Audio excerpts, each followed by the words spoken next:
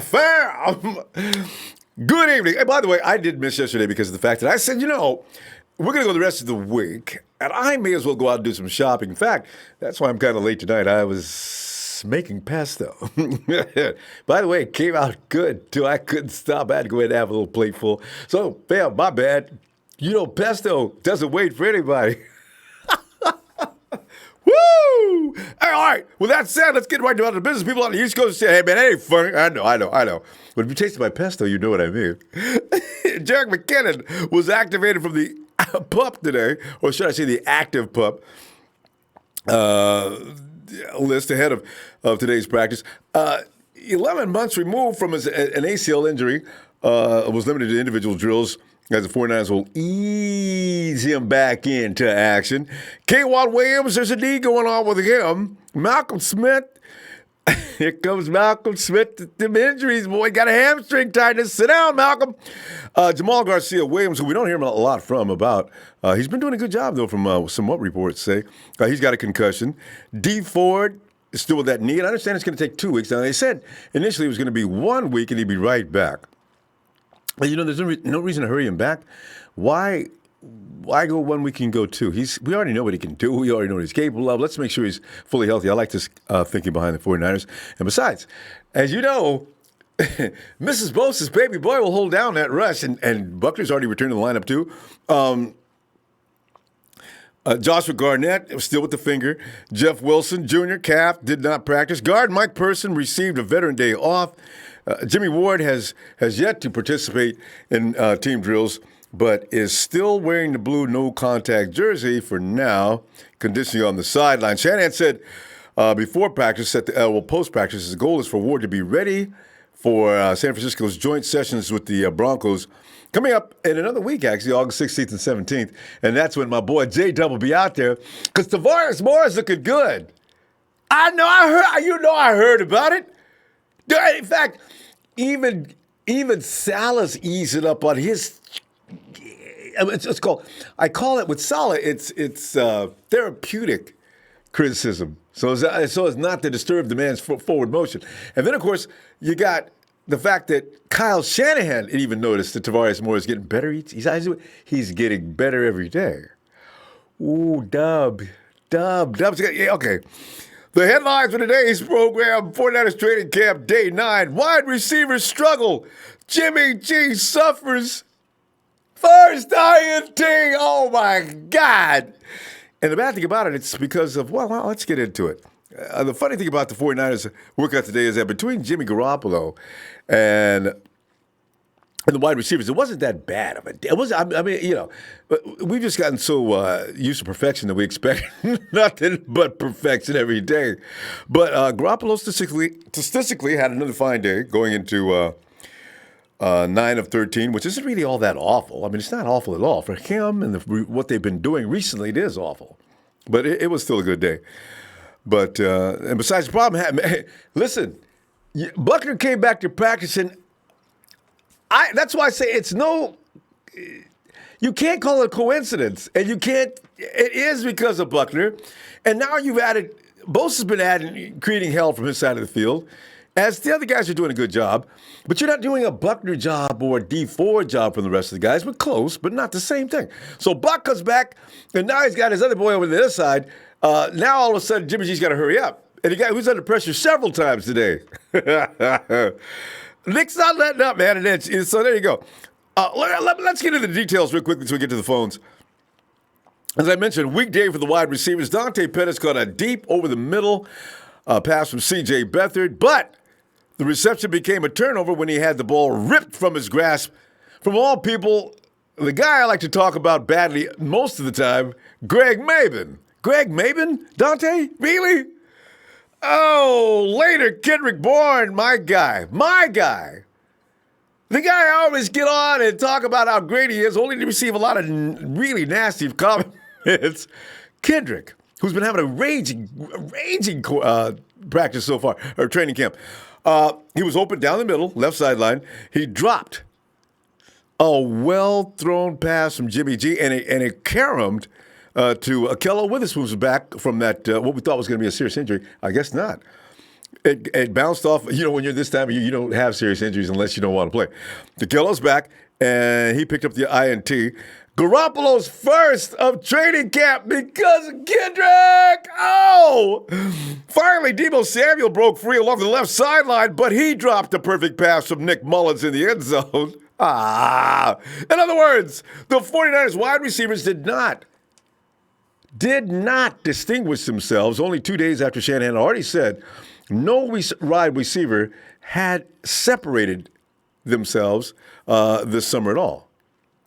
And I'm sure there's probably some guys that probably stand out, but you don't want to tell them that. But you know what?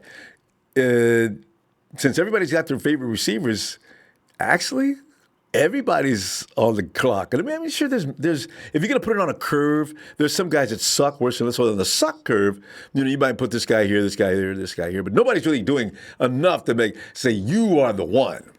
So that's still up there. Which is why you heard Shanahan's assessment after today's practice, in which he did say, quote, "We need that group to step up. We have some ability in that group, but the consistency is not there. Of course, with rookies, but the vets too. I'm expecting all those guys to do better, and they all need to pick it up." Right? Unquote.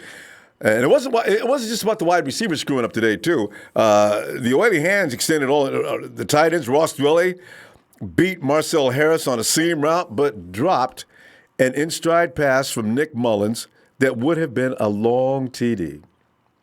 You know what I didn't know? Does Dwelly have good speed? I've never checked out his 40 times or anything, but to beat Marcel Harris, you better not be slow, right? The good news for Dwelly, though, who's having a very strong training camp, and this Grant Cohn pointed this out last week. He did catch a deep pass from Jimmy G on the first play of team drills. More good news is this for Dwelly. If you're a Dwelly fan, he may also be excused for the disease epidemic of the day that drops. Coach Shanahan may have given away something during his presser. He sounds as if Dwelly locked up a roster spot based on the quote Shanahan delivered post-game or post-practice. He says he's a legit NFL player and he's going to help us. He's going to help us? Tololo?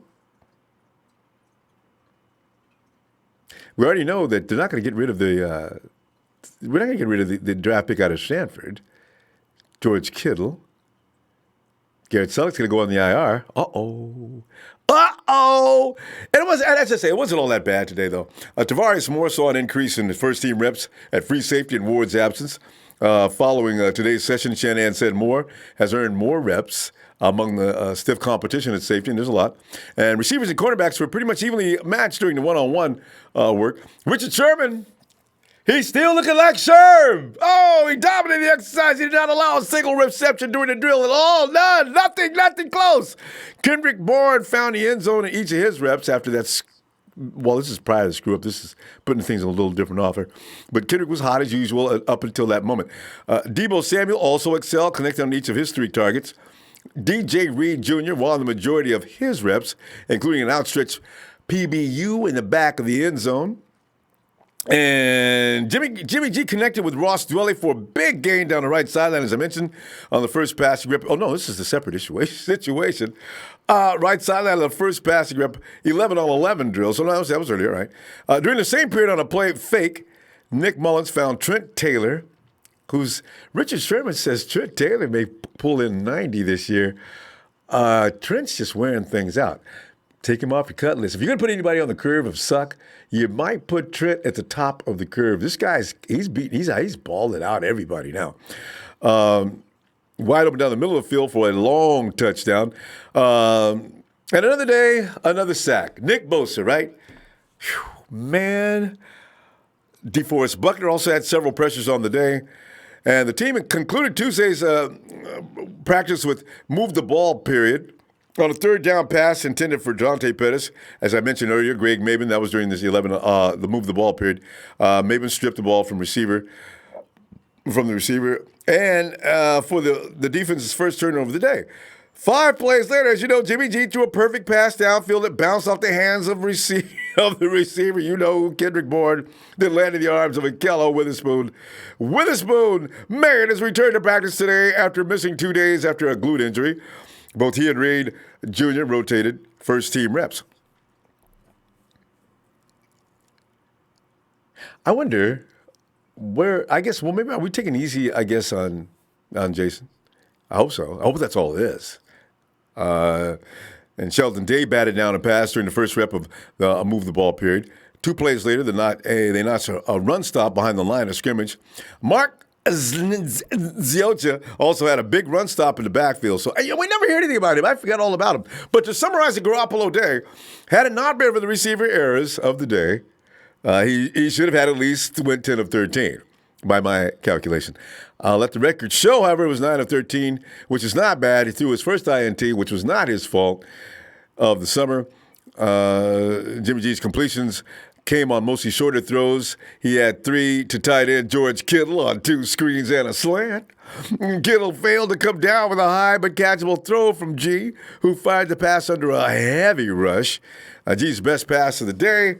He threaded a pass to that man Bourne, who made up for the day's mistake, who ran an intermediate dig route that sailed just beyond the grasp of a diving Fred Warner. And it was reported that Kendrick still forgot where he was and got in the end zone. No, he didn't. I'm just kidding. But fam, Jimmy G will be held out in the 49ers exhibition opener as we all well know. They're still emphasizing that point.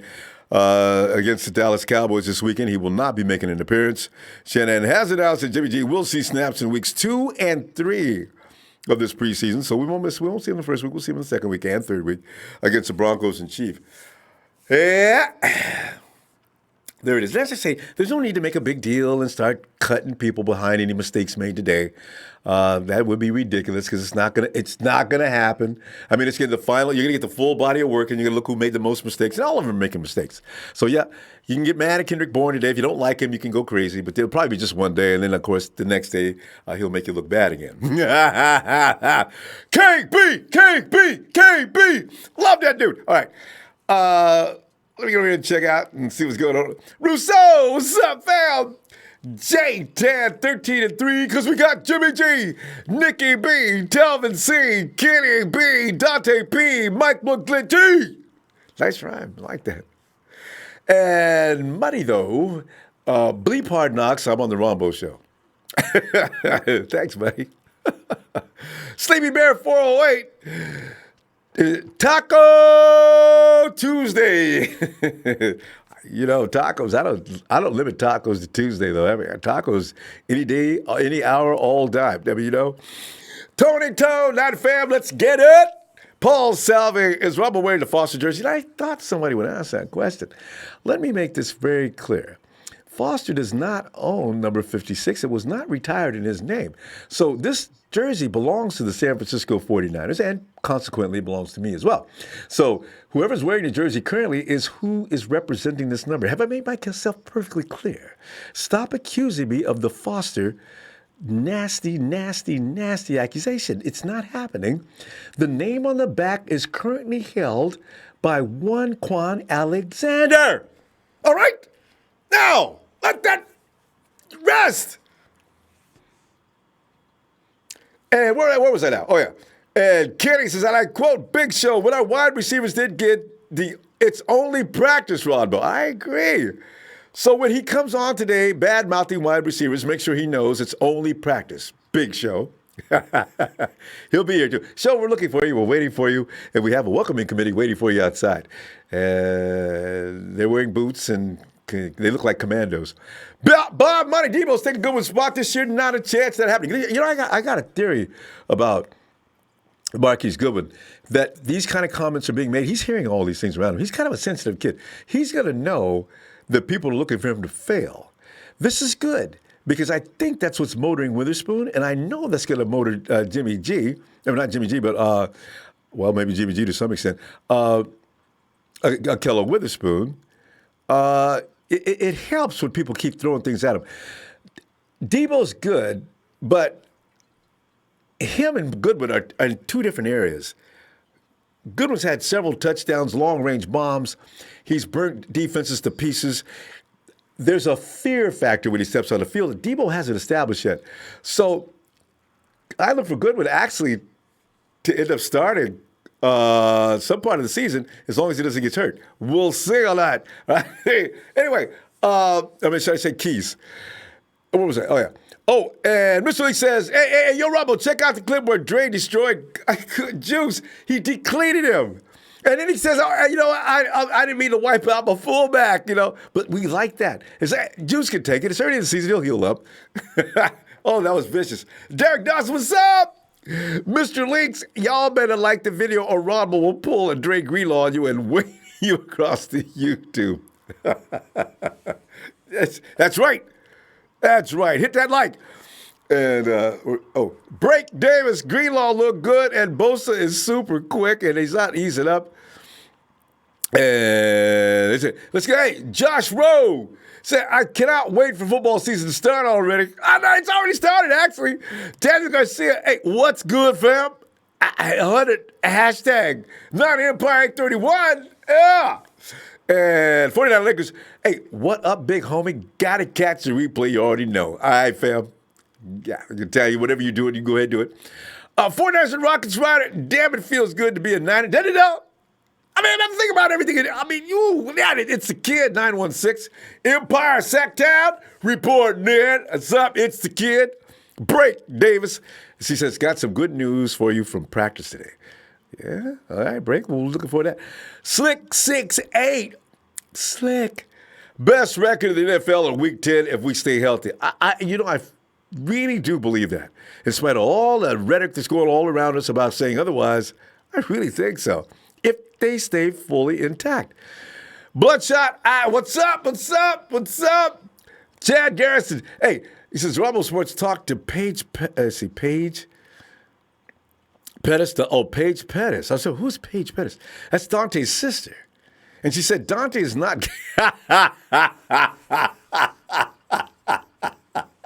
Hey, did somebody ask about that? Dante is not gay, this according to Sister Paige.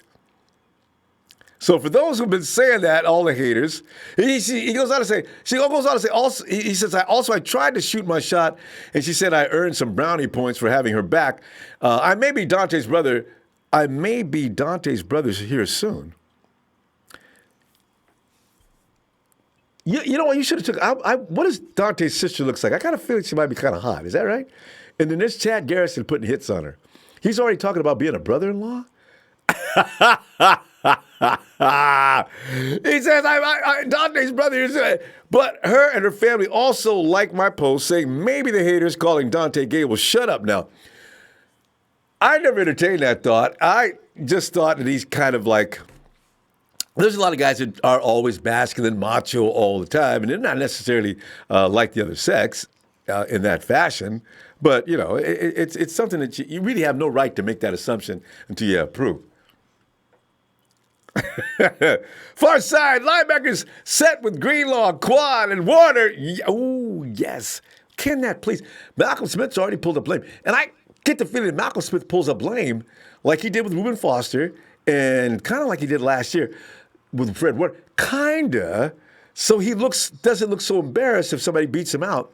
Some of the kids are coming in. Jay Duke reviews, Garoppolo needs to leave that Philly special alone. Ralph Delso, Mr. Harris about to take Tart's job. Yeah, I don't know. We hear about him a lot more than we do Kwaski T, don't we? I don't know. I really don't know.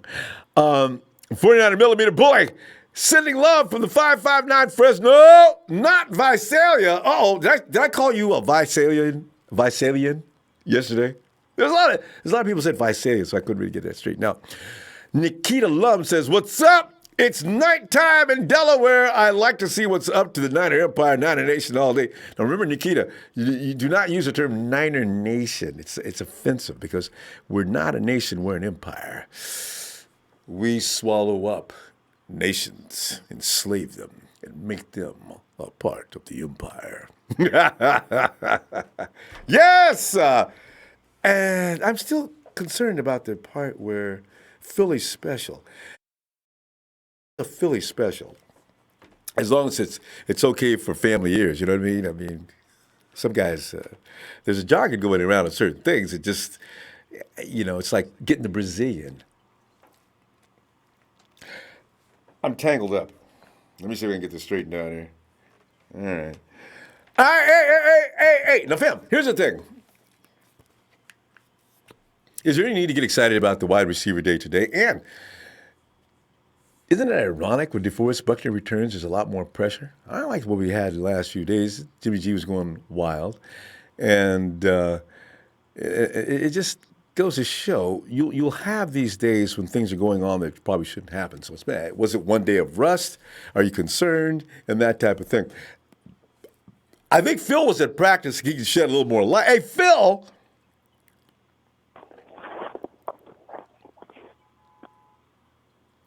Phil. Ronbo, how's it going? Phil, there you are. Phil, I'm telling you, man, it's going great. And now you can read things, little things that you don't like, and it doesn't really mean anything, But it did cause for concern because Jimmy was running a roll. He hadn't thrown an INT, and he still has, as far as I'm concerned, he still hasn't thrown an INT. Because if I hit a receiver that bounces off of his butt, they need another category for errors. They need, like baseball players, it's either on the pitcher. Like Jimmy's interception against Kansas City where the receiver runs the wrong route, that kind of stuff. Right. Those are the things that should be assessed against the receiver. Give him a forced error, Quarterback takes the hit.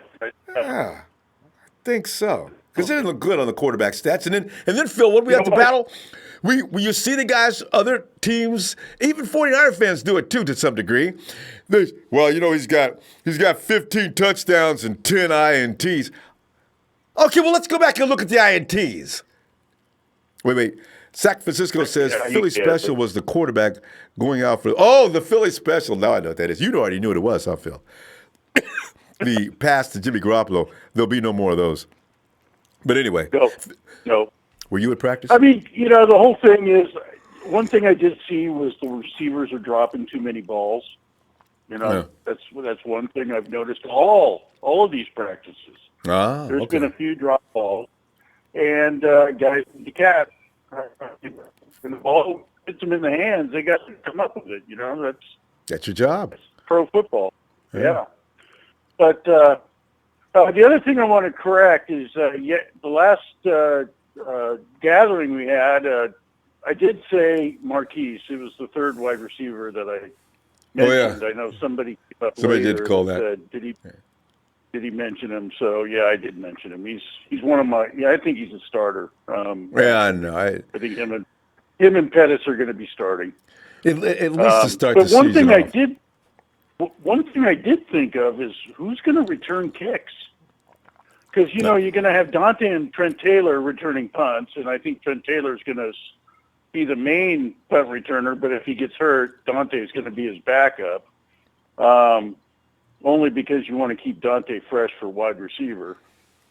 But the other thing is who's going to return kicks, and I was thinking DJ Reed may be the kick return. Number one candidate. If what's his name gets cut, the Richie wide James. receiver, Richie James. So, yeah, I mean, I think the team is, I think, pretty much set. I know Shanahan keeps saying things in his pressers, but I think that's to get guys to practice hard and, have competition out there. So, yeah, there might be a few beat-outs here and there, but and then with Jimmy having an interception, no big deal. It's going to make him focus harder. This is practice. And, the other thing is on the D-line, Defoe coming back, put more pressure on, but wait till D Ford, Bosa and D Ford, they haven't played together at all. And, Bosa's been primarily the pass rush up till now. And now Defoe comes in and puts a little bit more pressure. And when D Ford comes back from his knee situation, oh my God, it's going to be murder out there. Especially if he's feeling real good. And I think that's what the 49ers are doing. They said, there's no need for you to come back any sooner than necessary. Let's get you feeling really good before we bring you back into the fold. And There's a lot of three-step drops against the 49ers. And the linebackers need to be prepared for that and just come up and lay some hammer on these guys as they catch the short pass out there and jerk the ball loose. So that's my thought, and what else was I going to comment on? I think I forgot. But, Nate Burleson. He did it again the other day. So... Did you see him? Yeah. Are you talking about the one where he was talking about which They're offense? talking about the Niners offense? Yeah, right. Yeah. He opens up saying, "Yeah, all the Niner fans hate me," and I go, "Your point is?" He said no. He says, but I don't hate on the Bay Area. My parents are from the Bay Area. And then he went on to say what he said. But it's time to get it done. I've been disappointed. Everybody's been disappointed. He goes into a long dissertation just to justify all the stuff he's been saying before. The competition is tough. That's why I'm against him. What, Seattle? And the Rams. Where is Seattle going to get a pass rush? They've lost their best interior lineman for 6 games because of PEDs. Antic's not going to play for the first 5 weeks because of his shoulder. They're going to have Cassius Marsh. We know how that story goes. So, right? Nate's got a rude awakening coming, doesn't he? Oh, yeah. I look at Seattle maybe going 2-4 or 1-5 out of their first 6 games. Easy. That's how tough their schedule is. You cannot depend on Russell Wilson to run the whole team. He's not. He may be good, but he ain't that kind of good. Come on. Well, but you look at Seattle's offense, they ran the ball more than they passed. Russell Wilson, stat-wise, wasn't really tearing it up. He lost to Doug Baldwin, his go-to receiver. Yep. I mean, DK is probably a ways away from running good routes. And he can be contained because of that reason, too. So, you put any one of our defensive backs, you put a Kello on him, you could put Sherman on him, please don't put Jason Verrett on him. I'm telling you, he's not going to. No, you're not going to because he's so big. Well, Jason will probably embarrass him even worse, because Verrett, your size doesn't matter to that guy. So that's what I'm saying. D Ford, if they're going to depend on him to beat the 49ers, they're going to have that's going to be sad. So. Yeah. I don't see the competition this year as being as tough as, say, last year. Yeah. Schedule's lighter. The travel is the only thing that's going to hurt the 49ers. Yeah, that's a tough thing. But they get a couple road games out early, so that's good. If they get off to a quick start, I think we're going to win this division.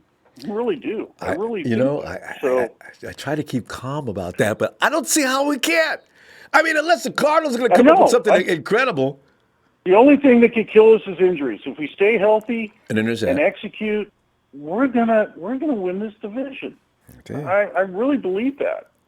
And last year I thought it could have been a little bit of fool's gold, and the year before that we saw glimpses of Jimmy coming in at the end of the season and tearing it up, but. Which got us all excited for the season afterwards. But this year, I think our team has real top-notch talent. Right. From that's, top to bottom, even the depth. Exactly. So. And Jason Verrett coming in healthy, this is a huge, huge victory for Lynch. I mean... It's not even fair. In some things, when you look at the pass rush and you look at the secondary that people have been crying about all season, for which I have no idea why. I got 2 Pro Bowlers. Richard Sherman's feeling great. If Jason Verrett is 80% of Jason Verrett, that's an incredible advantage. I got K'Wan Williams, who's been doing well all season long. I mean, he's been ranked as a good guy anyway. Slot. Even if people don't like Jimmy Ward, Tavares Moore is looking awfully good. What is the thing about picking on that secondary? I'm scared about Tavares because of his experience. That's that's the big thing. And back don't worry. In the deep. Don't worry, because my boy Dub has got plenty of experience and he's going to be back there as long as his body holds together. I'm hoping Dub stays healthy because he's the perfect guy back there. He's a sure tackler.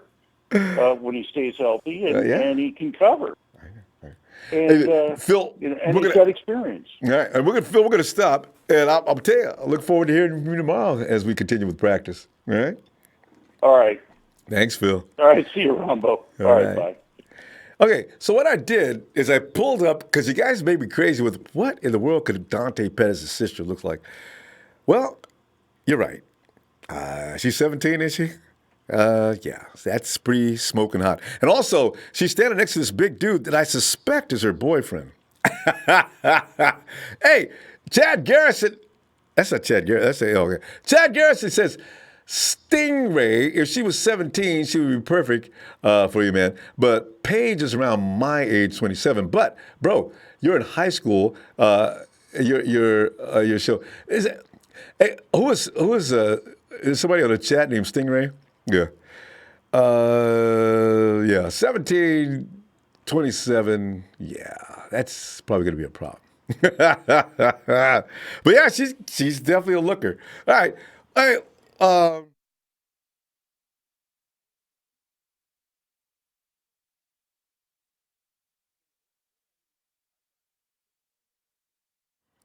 Okay, I've been misreading things. I thought somebody said earlier in the remarks that she was 17, and then it says if she was 17. I'm sorry. So Chad Garrett says if she was 17, she would be perfect for you. But I see. Paige is around 27. My bad. See, I got it confused with what I was reading earlier. Somebody said you. I should really don't read the chat and put it together if you're looking this way and looking that way. All right. Anyway, Paige is 27. Okay. Maybe somebody could be her brother-in-law soon. We'll see. If she's single, which I can't imagine, the dude standing next to her in this photo looks like he wants everybody to know she's not. Deion Johnson says, "What's up? Need the code to call in." Deion, have you went over to the app already? We keep the code. We keep everything in the code or the app. So if you got the Ronbo Sports app, you got to download that, and this is for daily reasons, not only just for today. Download the app. You'll see the phone number. You'll see the code that you need to get in, and you're in. All right, looking for you.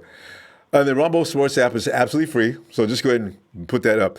Paul Salvin says, you see Nate Burleson again, said, I almost posted up. I ran out of time. He said, we have to worry about the Rams, the Sea Chickens, and even the Cards. He can't be objective to save his life when it comes to the 49ers. I agree. He really will not do it. He will after this year, though. TJ Serpent, what's up? I'm in Phoenix, Arizona. TJ, not seen you in a while. Break Davis says, Austin Walter looked crazy fast today. In fact, Kyle Shanahan mentioned that he was a little concerned about Austin Walter's durability because he was kind of small. But it seems he's gotten over that, and Austin is doing a number out there on a regular basis now. So Kyle ended his sentence by saying he's got a chance. What? I don't know how many running backs he's going to keep, but I guess practice squad is what he's talking about. Excuse me. Tony Ambrose, Kyle Shanahan had some good things to say about Kendrick Bourne. I'm telling you, and it's not really Kyle Shanahan's style to really overly compliment any player on the team. But like I've been telling people who are against Kendrick, Kyle raised Kendrick. Don't you know what that means? This is why we need to worry about CJ too. He's not going to just throw his projects in the garbage because we don't like these guys. He's going to keep them because that's his project, his kid. So he brought him up along, and Kendrick has progressed each and every year. I don't know about CJ, though. That's something else going. I guess because CJ was a third-round pick, which makes it really, I mean, talk about a loss of face. Hey, Will!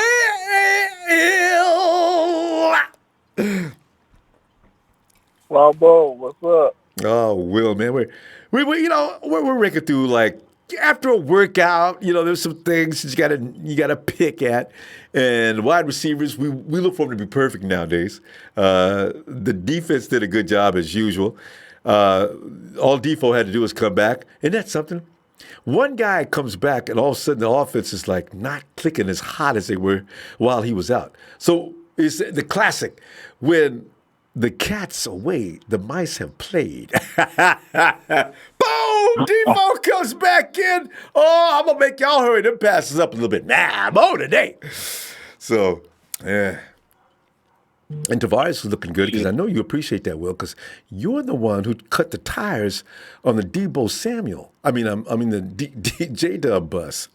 Yeah, you're right. You're right, man. I'm on the Timor bus. That's what I'm on. I'm on the Timor bus. I'm telling. I don't know what Robert Sala talking about. Talking about he ain't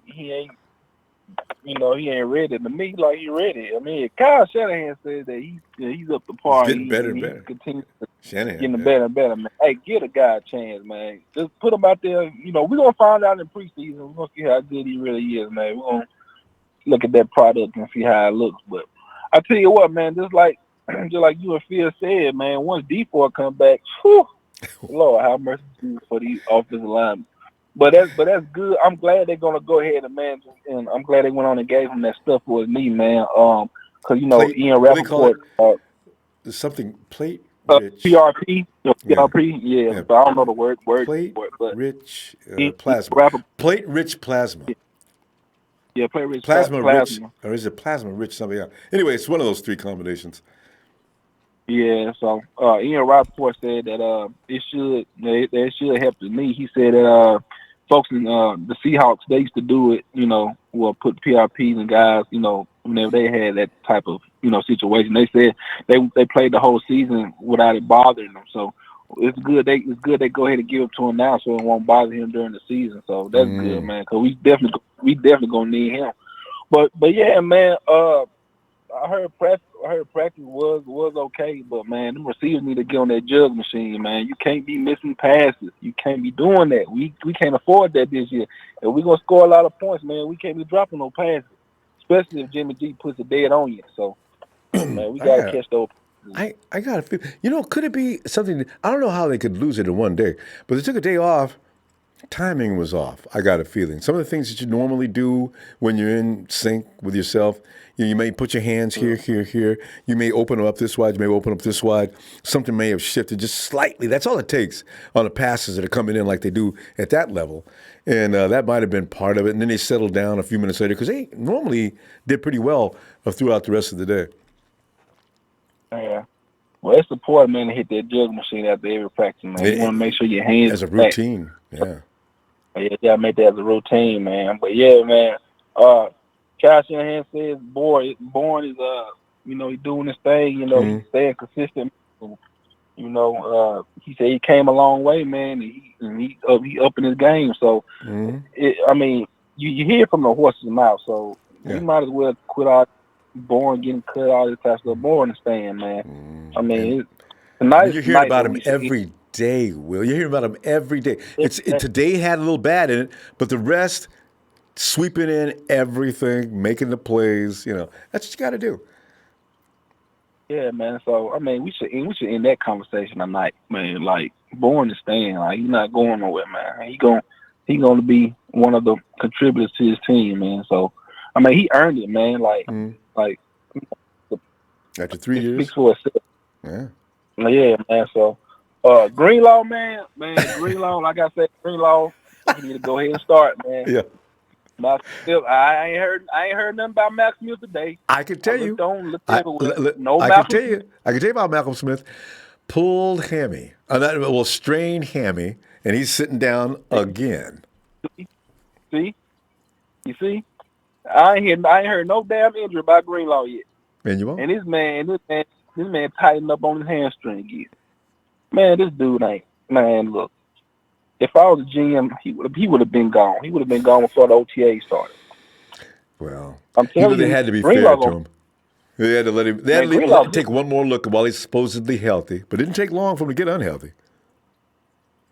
Bro, Greenlaw getting that spot. You know that, don't you? Oh, absolutely. I'm saying these prayers. I don't want Malcolm to find out, but I'm praying like as if I were possessed before I go to sleep every night. That Malcolm Smith will be made to please sit down out of the way and let Greenlaw, who looks like he's more talented to begin with, let him start. Come on, coach. There's no need to make him wait. Yeah, man. All right. So Yeah, exactly. Oh yeah, for all you Jet haters, the Jet flew coming off today, back. baby. He's back. Jet is back, baby. they're gonna ease him in, man. But once he get in the air, man, he's gonna be high attitude, man. I'm talking about he's gonna be soaring out there, man. So y'all hate all you want to, but he's back. So And know, see, if y'all don't like McKinney, the thing is, last year they thought Kyle Shanahan was blind or something. The reason he designed that play because he'd been looking at Jet all preseason long. So apparently he didn't suck. I mean, that's why I understand what is with the hate on Jet. I like Matt Breida, but I don't hate him or like him so much that I gotta hate on McKinnon. I think most people are concerned with if Jet comes back, then Kyle will sit Matt down. Well, what if that's not the plan? And maybe they continue to play all of them. That's not the plan. It isn't. That's not I know. the plan. That's what people feel It's threatened not the by. plan. Kyle Shanahan is going to break down every defense that we play, and he's going to pick which running back is fit to destroy that defense. Absolutely. You know, it's like a video game. Like you're gonna pick this certain thing to use to defeat this and that. You know, it's like that's all he's doing. Why he wants all of them. Yeah. So, I mean, anyway, but yeah, I'm about to get out Ronbo, man. Oh yeah, one more thing. Have you heard what's going on in Arizona? With what? Steve Weiss apparently went on a radio show and says that Hakeem Butler might not make the team down there. Oh, see? And remember, he wasn't really ranked very high as far as a wide receiver was concerned, as far as the draft, why he was a third or fourth round pick. And I couldn't understand it. And everybody's so crazy about him. I saw some clips. I thought he looked good, but I didn't know, because when it comes to that kind of a player, I couldn't make a final judgment. I thought he looked good. But he may not make the team. And Michael Crabtree they showed him the door yesterday. So I guess, interesting. Hey, God, Will, think about this for a second, though. If Poindexter doesn't make this team and they put him on the practice squad, you know who's going to get him, right? If they're getting rid of receivers like they're getting rid of them, and if Hakeem Butler's struggling, I wouldn't put it past Arizona. They might try to give him. Or Seattle. There you go. So, but all right, Ronbo, man. Shout out to you, Ronbo. Shout out to you, Ronbo, man. Shout out to my TNT fam. I play upon the Trey Trez, Big Show, Jerry Fresh, man. Rev 49 hits, man. Russo, Shay Lewis, man. You know what I'm saying? Big Show, man. You already know what it is, man. Big Show face it, bro. Born stand. So, Big Show's already moving on from that. He's talking about Dub now. So yeah, you guys get together on that. All right, Will. Hey, give us that. All right, man. All right, fam. See you tomorrow. Oh, I got you. Fuck the Rams. Fuck Rudy. They lost the Super Bowl. They're the one. They only scored 3 ugly-ass points, and they're going to be forever ugly-ass broke. All right, Mama. Love it. I will. All right, man. And there's Hank Moody. Hey, Hank. Because you know what I called it first? Sweep on the Hawks this year. And what do people see in that team? Because they have been, and they are has-beens, pretty much. We'll see this year. If they're just going to run the ball, if that's all they have to offer, they're going to be in real trouble. Don't really get it, honestly. I understand you, Hank. Can you tell me what the actual hell do people see in the Rams? See, Hank, you and I have been seeing the same things. I thought maybe there's something wrong with me. And apparently there's something wrong with you too, Hank. We see the same thing. What is it about those teams that they keep getting all this glory, just bask upon them all the time? I understand that they were in the Super Bowl last year, and they should be okay, I guess. But they've lost a lot. When we lost a lot, we didn't do anything special. And, that's not the way it works. So I don't know. And I do like the way Chris Sims put it the other day. He says, I don't see Weedle being an upgrade, and I don't see Matthews being an upgrade. So, maybe they'll be able to continue in some form, but not like they were. And that's the truth. Farron Brown, what's up?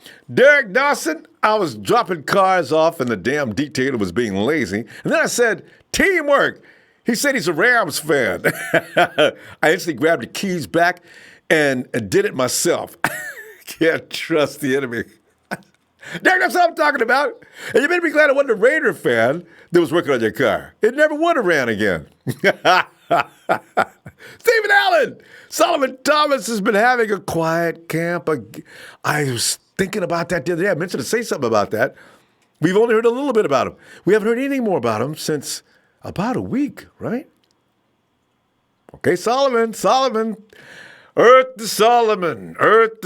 Where you at, man? All right, let's see what happens. 916, you're in Elk Grove, California. Nice place to be. Hello, 916. Hello. Elk Grove, hello. Hello to Elk Grove. Oh. Hello, 916. Hello, 916. Because my feeling is, we're going to see some things this year that we're not expecting because of that rush. I can't wait. Phoenix, Arizona, 602. Hello. Hello? Yes. And what is your name? Dion. Dion, go on in, man. So what's on your mind, fam? Hey, how you doing, man? Yeah, we're just sitting here going over practice. Bad day for the wide receivers. And Ross Dwelly looks like he's going to make the team. So if anybody did not put him on their list of tight ends, look out for that. Deforest Moore's looking awfully good. Drake Greenlaw's done it again today, knocking juice clean out of his shoes. And of course, you got Nicky Bosa. A sack a day keeps the other team at bay. Hey, man, Adrian, what are you thinking, fam? Basically, I have to agree with you 100% on everything you said. To be honest with you, I roll with you. KB is my boy. I love me some Kendrick Bourne. Kendrick Bourne is the man. And I think he needs to make the team over Jordan Matthews. As far as Dre Greenlaw, yes, go ahead. Go ahead and stop wasting time with Malcolm Smith. Just cut him already. I'm sorry, I agree. Cut him. Let him go. Forget about him. He's not even worth our time. Go ahead and let him get off the squad. Let everybody else continue to keep moving forward and keep moving. Our receivers are going to be perfectly fine. To be honest with you, I say we need to keep Richie James. We need to keep Trent Taylor. We need to keep Keith, Dante, Debo, Jalen. You know what I'm saying? Our core guys and KB. We don't need Jordan Matthews. We never needed him in the first Actually, place. that's so true. Yes. As far as Bosa, I was very critical of him because of all the things that happened with the media and everything, with his social media. And then, he is kind of hard to read because he's very mellow when he talks, so you don't really know what to get from him. But I can tell you this. What he's been giving me on the field has cleared up all that. Bosa is a strong beast. He is going to tear quarterbacks apart. I'm telling you right now, as long as that man stays healthy, end of story, your quarterbacks are going to be crapping in their pants and scared shit. They're not going to know what to do. I'm telling you, our defense is cold. Our front seven is solid. And our DBs, are you serious? A healthy Jason Verrett and a healthy Richard Sherman? Yeah, right. We talking about 2 Pro Bowl players. Are you serious? Like, it's still being questioned as to whether we have a secondary. And you know what it comes down to, Dion? Everybody looks at the safety position and decide that defines the entire secondary. They got, like you said, Pro Bowlers on both corners. Kowalski T is serviceable, if nothing else, in the box. He got Marcel Harris, may even beat him out. K1 was ranked last year. And you're going to say Jimmy Ward brings this defense down? Why? See, that's why, I don't get it. Maybe the depth. It doesn't make any sense at all, brother. We have way too good of a defensive backfield. You got to think about it. Akello came back and he's refocused.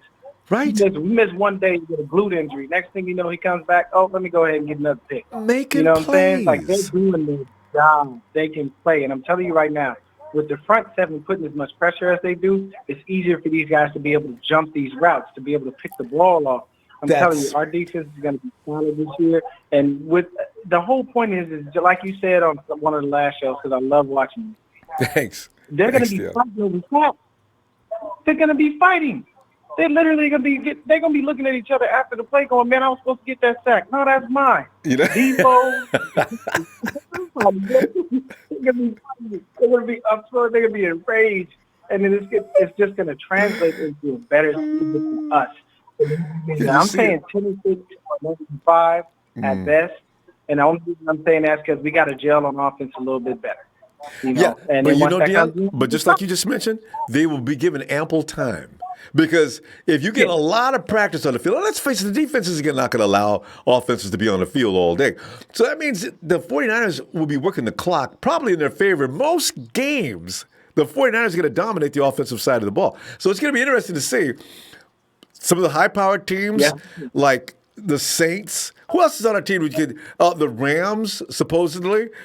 These teams that have been giving us trouble in the past through the fact that their offense is on the field a little longer than it should have been. Well, see, that's going to reverse now.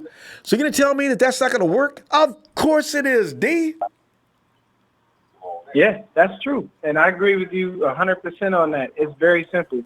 We are going to be so dominant on that front seven that it's going to put people in a position where they have to do stupid things. They won't have the time to make the right decisions because they're not going to have anything. The Seahawks, they take a step back. Losing Doug Baldwin was big for Russell Wilson. That was his main guy. The Rams are going to have a Super Bowl hangover.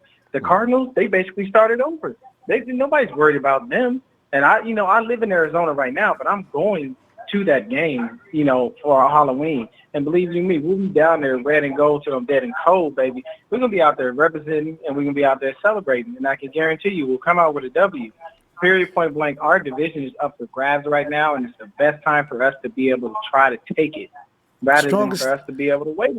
The strongest team in the conference. Even if Nate Williams, if Nate Burleson doesn't want to admit to it, that's fine. But obviously he knows. You look at the lineup player for player. Who really has, personnel-wise, who really has the best team in the West? And look at the coach. Kyle Shanahan may be one of the best in the game, offensive play callers. You're going to tell me this makes no difference with all the weapons he's got now? Come on. Yeah, and the thing is we do have the best coach in the division. I give props to Sean McVay because I like what he does and I like his system. And it's good. He's good. But the thing is that the best offensive-minded coach in that division is Kyle Shanahan. Yes. There is nobody better, period. And then at the same time, as far as you look at the division, we have some of the best players. We have the best defensive front out of everybody. All the Rams got is Aaron Donald. Let's wait for anybody else. I'll wait for another name. Because the Dominican Sue was nothing. He didn't get started until the playoffs. I mean, he didn't start playing until then. Yeah. And so they got another guy next to him. Yeah, this is going to be a beautiful season for us. And I'm guaranteeing you we're going to have so many good things to say, and it's going to be great. It's going to be on, I tell you. The only thing we got to worry about, as of course, is keeping guys on the field. Well, hey, Deion, great to meet your family. I'll tell you what, don't be a stranger now we got you in here, man. Let's see. I'll be back tomorrow if you get some time. I will definitely come back, man. It was a pleasure speaking with you for all you do for the Niners. We are Niners faithful. We are the Niners young, and I'm going to stay represented for us in Arizona. And just so you know, we deep out here. You don't ever have to worry about I know. us. I've seen pictures of the parties. We are super deep. Yeah. Hey, and by the way, I just want to ask you one thing. If you get a chance, go out and take a peek at the Arizona workout and see if you see anything worth bringing back to let us know about, too, if you get time. Of course, that insider information is always more than valuable to let us know exactly what's going on. You know what I'm saying? Butler possibly the squad. They have one thing I can tell you as far as insider information for that is that Kyler Murray hasn't been looking as sharp as they thought he would. Uh-oh. That's a couple of people. All right. Kyler Deion. Looking as sharp. I appreciate you letting me talk with you, and thank you very much for letting me call in. It's Niner a pleasure. Gang, Niner every day, baby. Thanks, Deion. Looking forward to hearing from you again. All right. Have a good night. Good. Yeah. In fact, we gotta make sure everybody that can get any, and that's interesting information. Hey, Kyler is a rookie, so looks like 916 is cleaning up his room. Hello. 916. Elk Grove. We're looking for you. 916. 916. All right, we'll come back 916. Hey, Demetrius. Rambo. D. Well, D. Good, bro. I'm telling you, man, I'm laughing. You know, I thought it was funny when I first seen there was Eric Branch is a little PO'd today. Eric Branch is a local beat writer here in the Bay Area, right? He's a little PO'd that the wide receivers out there having drops. They only missed 3, but it's come to the point now nobody expects the 49ers to be dropping nothing. And Jimmy Garoppolo, even though they had a bad day, Jimmy G had a 9 for 13 day on his workout. So he's he's throwing dimes. What I really enjoy, though, is the fact that Deforest Buckner comes back to work out for the first time in a couple of days. And all of a sudden, the passes have to hurry up, and it causes a little bit of a reaction. So maybe them passes from Jimmy G were a little bit more zip on them. And if anybody asks him, the receivers, if the receivers say anything, man, you know how hot it is up in here? Buckner's back. And I don't know. Could somebody block Nick Bosa every now and then, guys? Come on. Facts, Ronbo, facts. It could have been that, though. It could have been the pressure getting to him that he was on his back. Ball could have been thrown behind him. You know what I mean? Who knows? But if they're receivers, that's their job. That's what they get paid to do. So there's no excuses. I feel him on that, but at the same time, like, he better take it easy on my boys, man. You know what I mean? Everybody has a bad day. They had an off day, I believe. You know what I mean? So it is what it is. That's one day. That's all they can get, Rambo. You know what I mean? I do know, That's how I feel about it. Because, but this just gives us a message of what we can expect from that defense, though. Because the D4 is laying back, relax, and Buck and Bosa go in there and just create pure hell. So I figure this is going to be pretty funny this year. I don't know what Eric Armstead and Solomon T are doing, but I figure they're not on the field all at the same time. They might be mixing and matching guys, so this may be one of the reasons why we don't hear about the other guys as much. Because the Bosa said, man, y'all ain't got to put nobody else out on the field here with me. I'm going to get the quarterback. That's what I do. And Buckner, same story. Rambo. Yeah, they beasting, man. They beasting now. That's what they do. And I think the other guys like Armstead and this guy, Solomon T. Thomas, they're just like run stoppers, you know what I mean? And then you got Buckner and Bosa on the other side getting to the passer with D4 and all of that. So that's how I look at it. And, you know what I mean? But they got that experience and they got that, that game time to get that juices flowing to get to the quarterback also. But I think more so the run stoppers and from what these running backs is talking about, it's hard to get through there. So I think they're quietly doing their job, you know what I mean? So that's you know what I mean? They just not talking about it. You know what I think, Rumble? Yes. That's the perfect world. Create complete hell for your quarterback. And if you run, they'll be talking and we got speedy guys. They'll be talking about just like Matty B and Tevin Coleman, 2 of the fastest guys in the NFL, running backs. They'll be saying the same thing. There's just no holes. There's just no holes. So what that tell you, Rumble?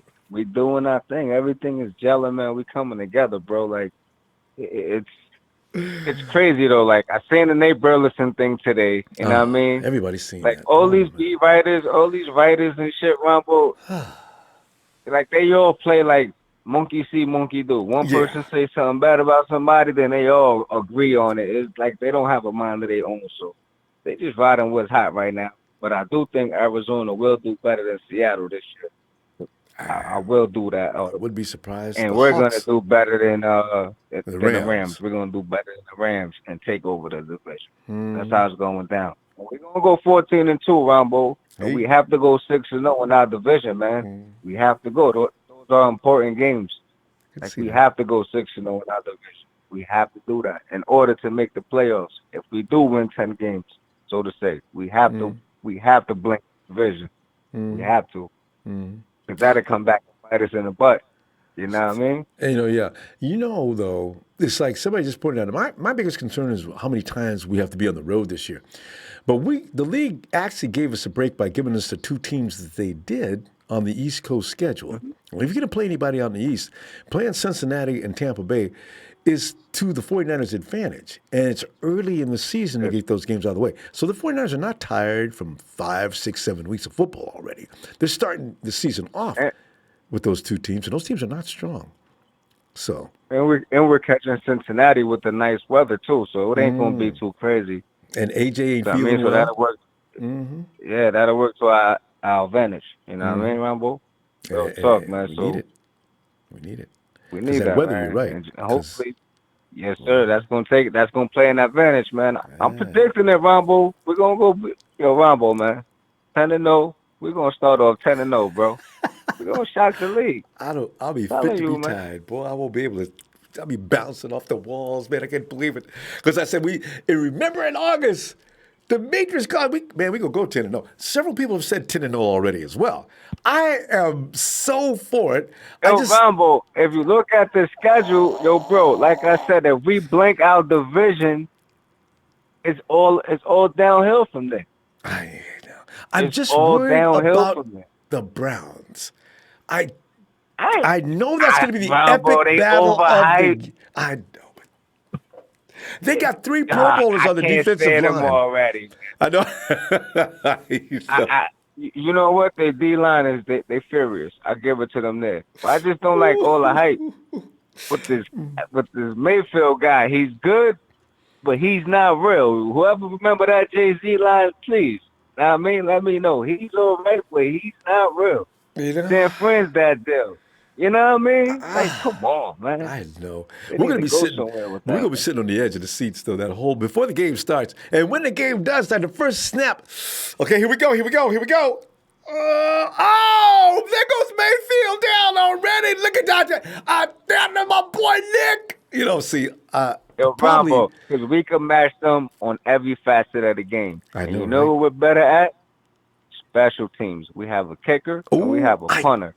So keep forgetting about we got them on every facet of the game. Special teams, we got them. Telling you, Rambo, watch out. DJ Reed gonna return something that game. Telling you, man. Telling you. You're making me Rambo, crazy, man.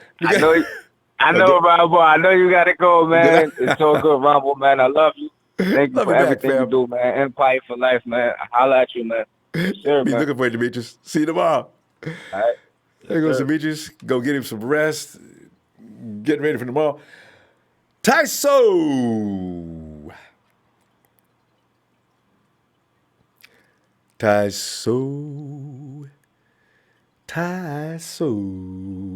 Hey, all right, we'll come back to Tyso. Hey, Clarence.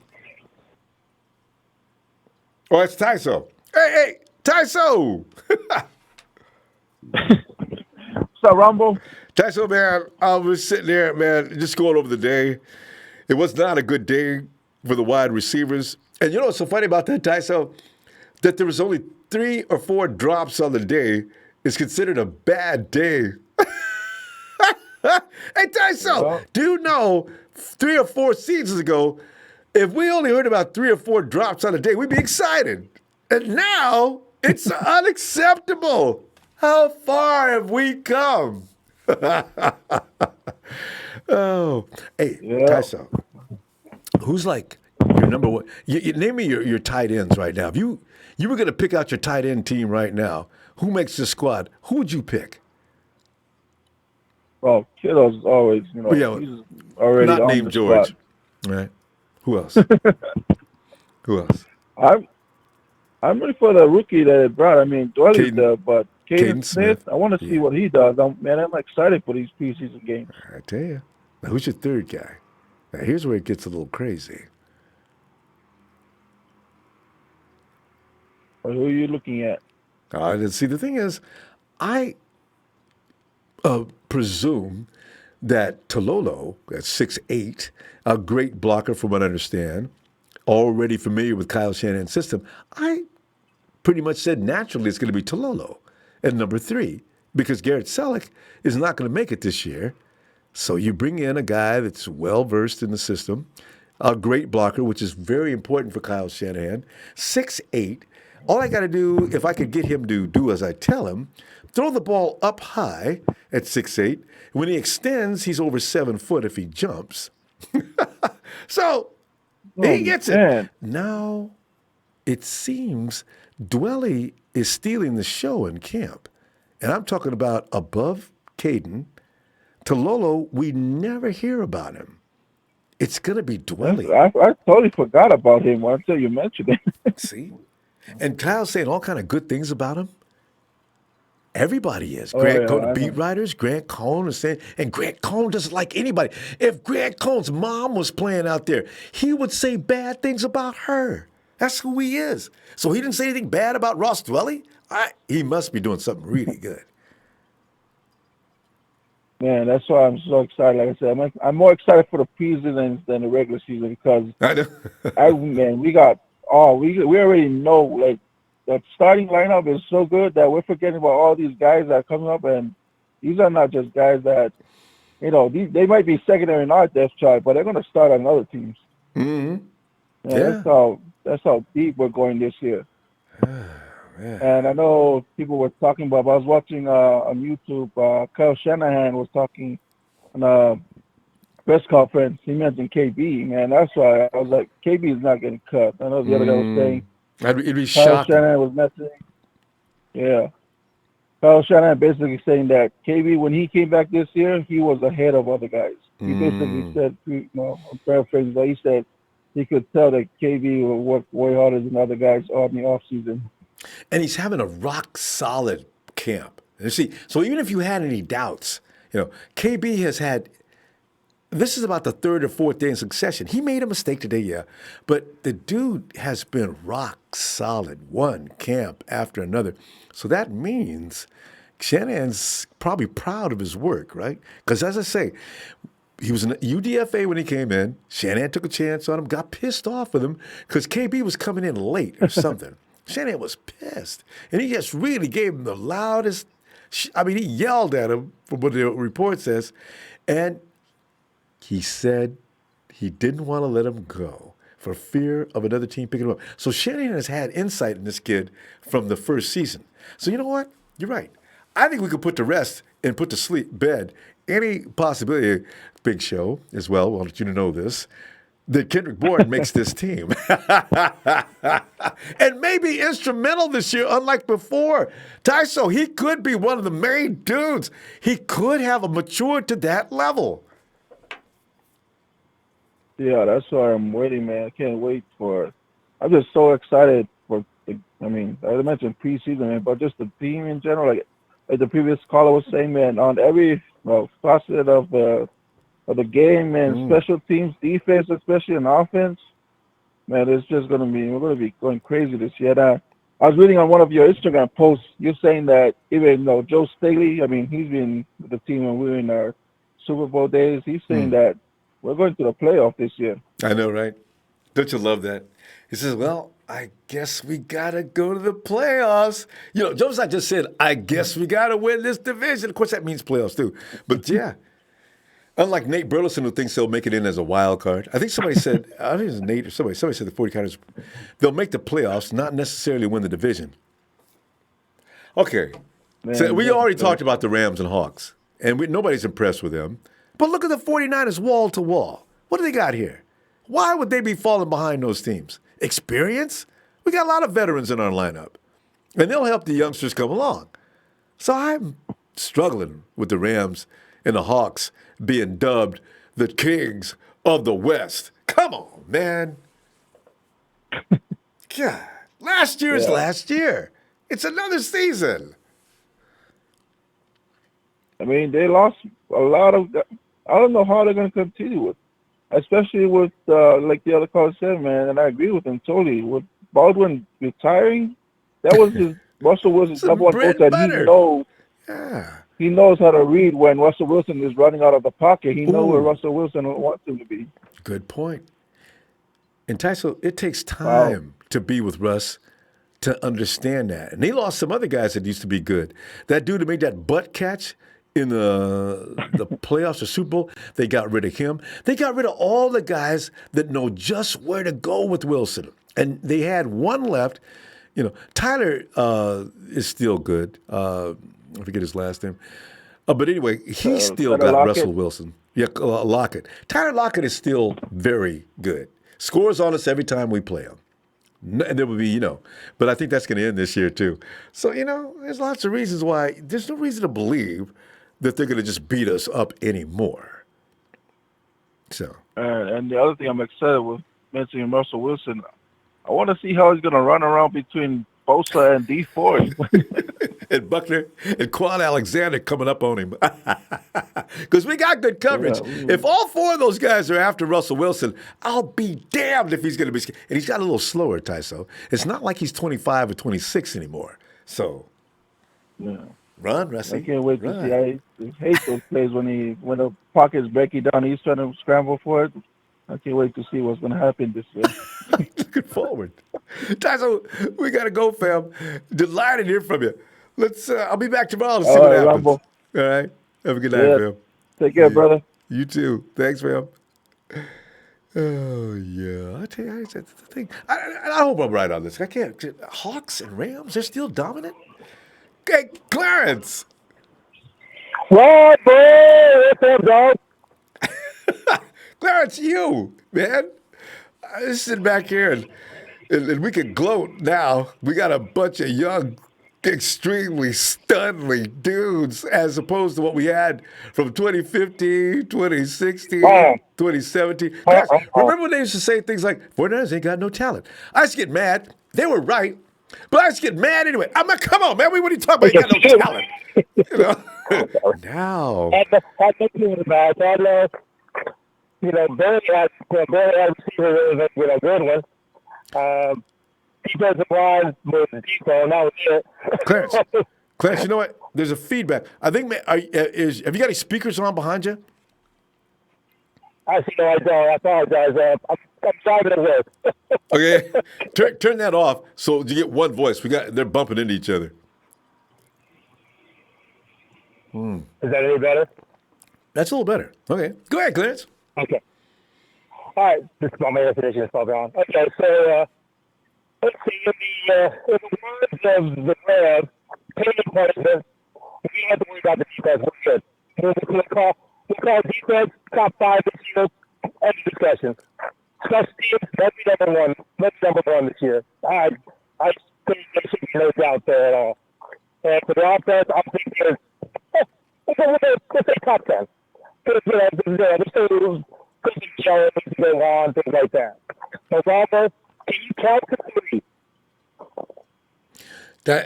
Now, it's still a little distorted, but I did hear you say something about a top 10 defense, top 10 offense. Am I right on that?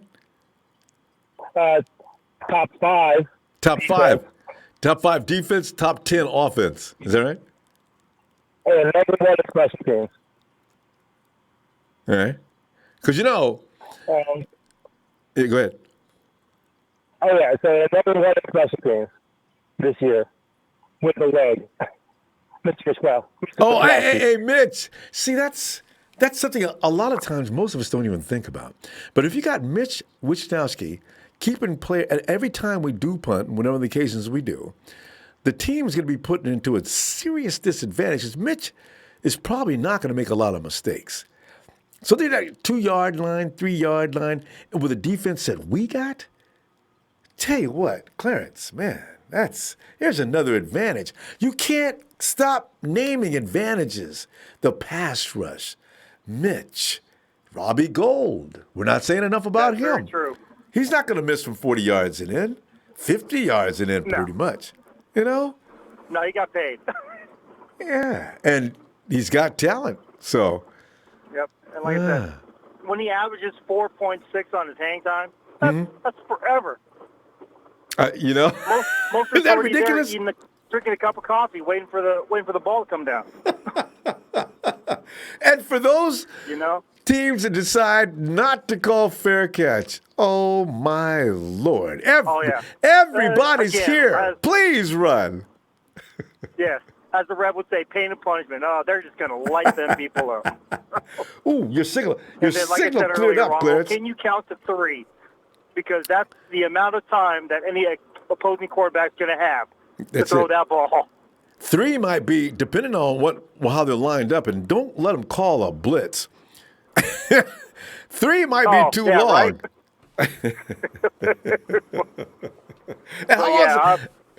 Go ahead. No, go ahead. And how long does it take to run around? This is why when people say, we need to worry about that secondary.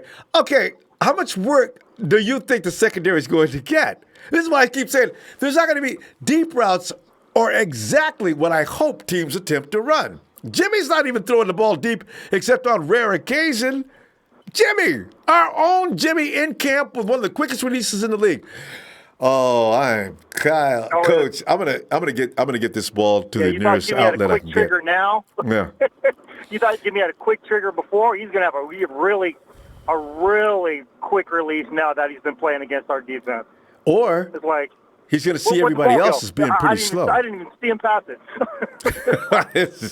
You know, hey, who's got a quick rush? The Rams rush. Aaron Donald is one thing, but if the Rams don't have anybody substantial to put next to him, they can double team. And also, did you see what Belichick did to Aaron Donald in the Super Bowl? I think that's going to become the norm. Yes, like the it's a copycat league. So once they see something on film, on tape, guess what? Everybody's going to figure it out. Mm-hmm. And now they did that to him in the Super Bowl with Ndamukong Suh next to him. Now, if there's nothing as intimidating as Ndamukong Suh next to Aaron Donald, and Suh started playing at that point, it could be really effective to neutralize Aaron Donald. Well, maybe not to the degree of keeping him completely uninvolved, but as far as 20 sacks this year, it's going to be a little rougher this time. Yeah, because there's nobody to back him up. Mm-hmm. Yeah. And Fowler and Brockers ain't it. So my prediction: Greenlaw is definitely in. Malcolm Smith, I think, is going to get cut, and I believe there's only one cut now during training camp, right? It's just the final cut, and that's it. Yeah, all in one day. So it's all one day. So Smith is gone. Jordan Matthews is gone. I think Richie James is going to take that spot. We all know now KB's in. Hey, ain't no doubt. I know. What, you work that hard and then cut him? No way. I took my baby boy and I molded him to what I needed him to be. So he's in. Absolutely. So this is fabulous. So yeah. It's not. I know people are sleeping on us. I know, Mr. Burleson. You can, you know what? We'll wait. You can doubt all you want. I believe when NFL Network was out at the facility, I think was it James Jones, the former receiver. I guess he was doing he was one of the commentators. Right. He thought that defense was going to be pretty vicious, and then I guess Rappaport today said, talking about Bosa, is like, they're quote unquote very impressed with Bosa. He already knows what he's doing. Like I said, so with his natural ability, with his hand fighting and all his technique, that we didn't have to teach him because he already knew it. Nick could probably hold classes himself. Fine-tuning at this point. Yeah. We're going to go. I'll look for you tomorrow. Yes, sir. All right, fam. Appreciate you getting in here. We'll see how it goes. All right. Take care. God bless you, brother. Thanks, fam. Have a good night. All right. Later. And as Clarence brought up, it's really funny. Can you imagine there's going to be one cut, right? So, normally you drive into the parking lot and maybe your name is on a spot. Maybe they got reserved spots. I'm not sure about that. But can you imagine you drive in that day of cuts and you don't see your name on the space that you used to be on? Kind of tells you, right? I'm just kidding. That would be evil, actually. You can take the nameplate off later. Come on. Oh, and we go to Ohio. Brandon! What's up, Ronbo? Brandon, how you doing tonight? Still enjoying that summer I'm vacation? doing really good. How about you? Couldn't be any better. After hearing today, I love the way the momentum is going. Guys are just getting sharper. They started off a little slow, but it seems like they still got a lot of good work in today. So we're okay. We're okay. So, what do you That's good. did you have any things you like? Things like maybe Dwelly coming out of nowhere to earn a spot, and Nick Bosa. What's going on with him? By the way, Braden, you being in Ohio, were you a fan of the Buckeyes? Yes, I am. Yeah. And forever. So therefore, you've probably seen a lot of Nick Bosa football. Well, he didn't do a lot, but he was out there a few years, and well, 3 seasons, yeah. So he played 1 season. I think he played a lot of games. Did you check him out back then? You must have what, like 10 years old. 9 or 10 years old for Braden. He's still watching. And Nick. Am I right? Yeah. Yeah, he's going to be great. He's doing good. So we may have one of the best pass rushers in the league, including him. So I'm looking forward to that. And some of the other things we're talking about, like Mitch Wisnowski, hang time. So we don't have. Try to think of a weakness, Braden. Do the 49ers have any weaknesses? No, I don't think so. No, I don't think there's any weaknesses. And because like the other day when I had you go ahead and we examined the J-Dub situation, and I finally, and it took a little while, but I got Braden to agree that J-Dub is probably going to be a solid secondary player. Well, I twisted his arm a little bit, but not much. He's still going along with it. But hey, we've got the secondary. I'm telling you, Braden, you've got J-Dub at the top and probably somebody else because it's going to change things a little bit. It's not going to be the same formation as it has been. And you got Kwaski T. And you've also got K1. K1's a good player. So we don't have any weaknesses there. And also you've got you got Pro Bowlers on the corners. And Akello Witherspoon is looking great right now. So there you are. Boom, boom, boom, boom, boom. The game against the Cleveland Browns, and they're also near you, Braden. And Braden, you should be paying attention to the Cleveland Browns so you can tell us what's going on with them. This is what I really want to know about. I'm not really worried about the Bengals, but who's looking good in the Cleveland Browns camp? When you get a chance, if they're showing any footage, make sure you pay close attention and take notes, because I want to know how their cornerbacks are looking, you know? The quarterbacks or corner? Corner. You know, they've got last year's number 1 pick in the Denzel Ward, and they also picked up what's his name? Greedy Williams?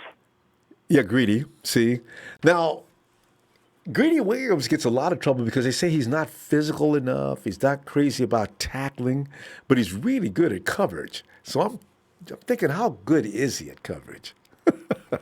This is the NFL, different story. So that's who I'm worried about. Is Greedy, because I already know Denzel can play pretty well.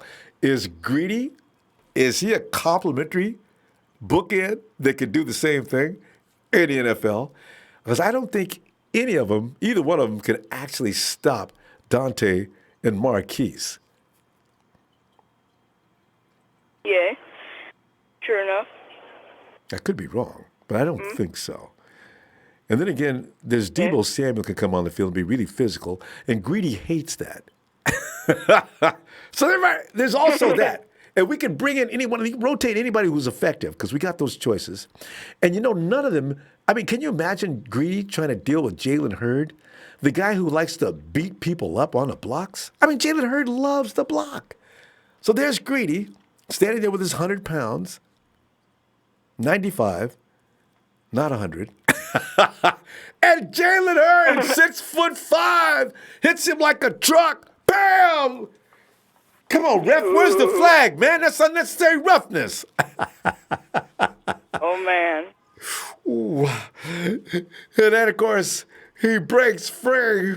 Jimmy G sees him, Braden. Jalen reaches up. Slow-mo. falls back.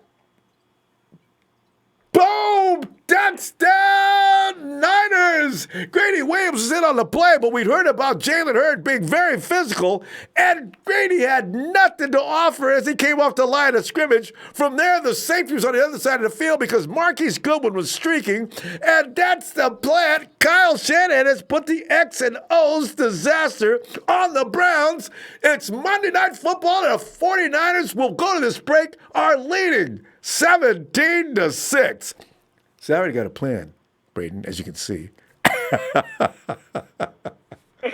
Yeah, Braden, I'm sorry. Is there anything you want to add here? Because I'm sitting here going nuts. I don't know. It's okay. Tomorrow's going to be a little more probably active practice. You know, I want you to keep an eye on that and fill you in, okay? All right, Braden. Hey, Braden, go ahead and give you a shout-out like you like to do. Who you got to say goodnight to? I'm going to say goodnight to mostly everyone in the chat and you, Ronbo. And Ronbo, Yeah. can you buy me a jersey? Hey, you know what we might do, Braden? I don't want to do it just by myself. I think that it'd be fun. Everybody want to contribute to the Braden jersey. What number are you liking the most?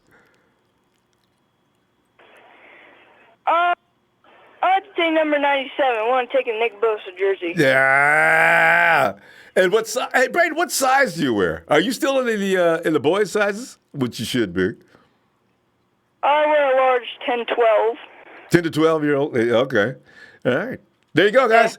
We got to get Braden 97. I don't know if they're making Bosa's jersey yet, so we'll hold on that, all right? Yeah? All right.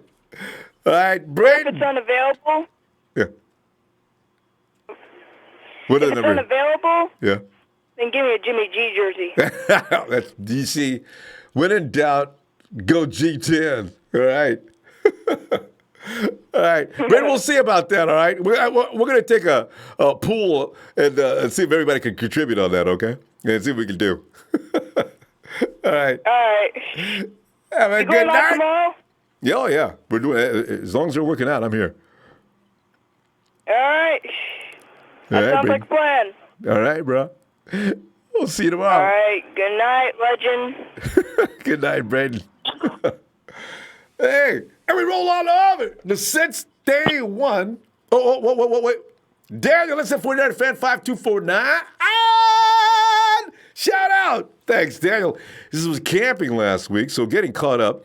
Loving I'm hearing out of camp. Bosa is impressing. Jimmy G's got no rust.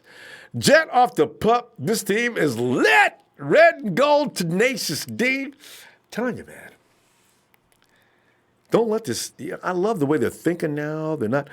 Oh, Daniel, also that better say Alexander on the back. It does. I already made a speech about the 56. Ruben does not own the number. This number still belongs to the 49ers. And henceforth, yes, Alexander's name is on the back. We're scribbling out the one that used to be there. Since day one.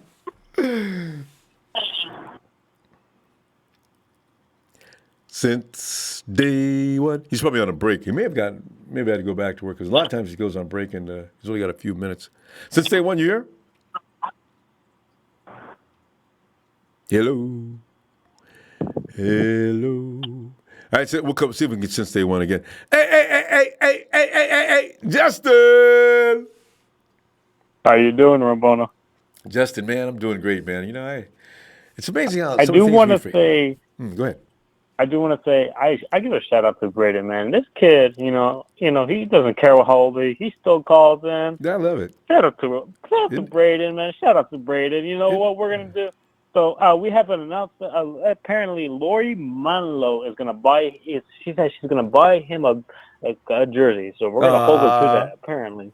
All right. So shout out to Lori. Is she really gonna do that? Shout out to Lori. Shout out to Lori. Isn't she special? Because I would Braden, but you see, I'm a broke college student, and I pay $400. I pay $400 for my book, so I can't do that. But I appreciate the grind, man. I appreciate the grind.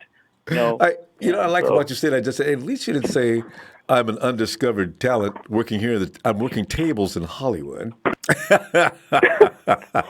Broke college student, man. Broke college student. You will. All you got to do is graduate. You'll be there. So, Yeah. I'm doing 2 degrees, so it's going to be like 6 years. wait. What degree are you pursuing? I'm pursuing nursing and criminal justice, and I'll be the first in my family to graduate from college. That's interesting. One major, one minor. That's an interesting pursuit. Medical and also, did you say criminal? Criminal justice. So that means you're going criminal justice. Yeah. Well, that's a prerequisite to law, so you might be able to. Yeah. All right. Oh, good, Justin. Yeah. You see what you guys see what's going on in the world. You got to help out, and that's one way I can help out. Yeah. Pursuing that. So, that's awesome. But anyways, I'm not going to dwell on my luck because I'm pretty sure that's not what people want to hear. Yeah, I'm no, the 49ers and 49ers. I have a tweet.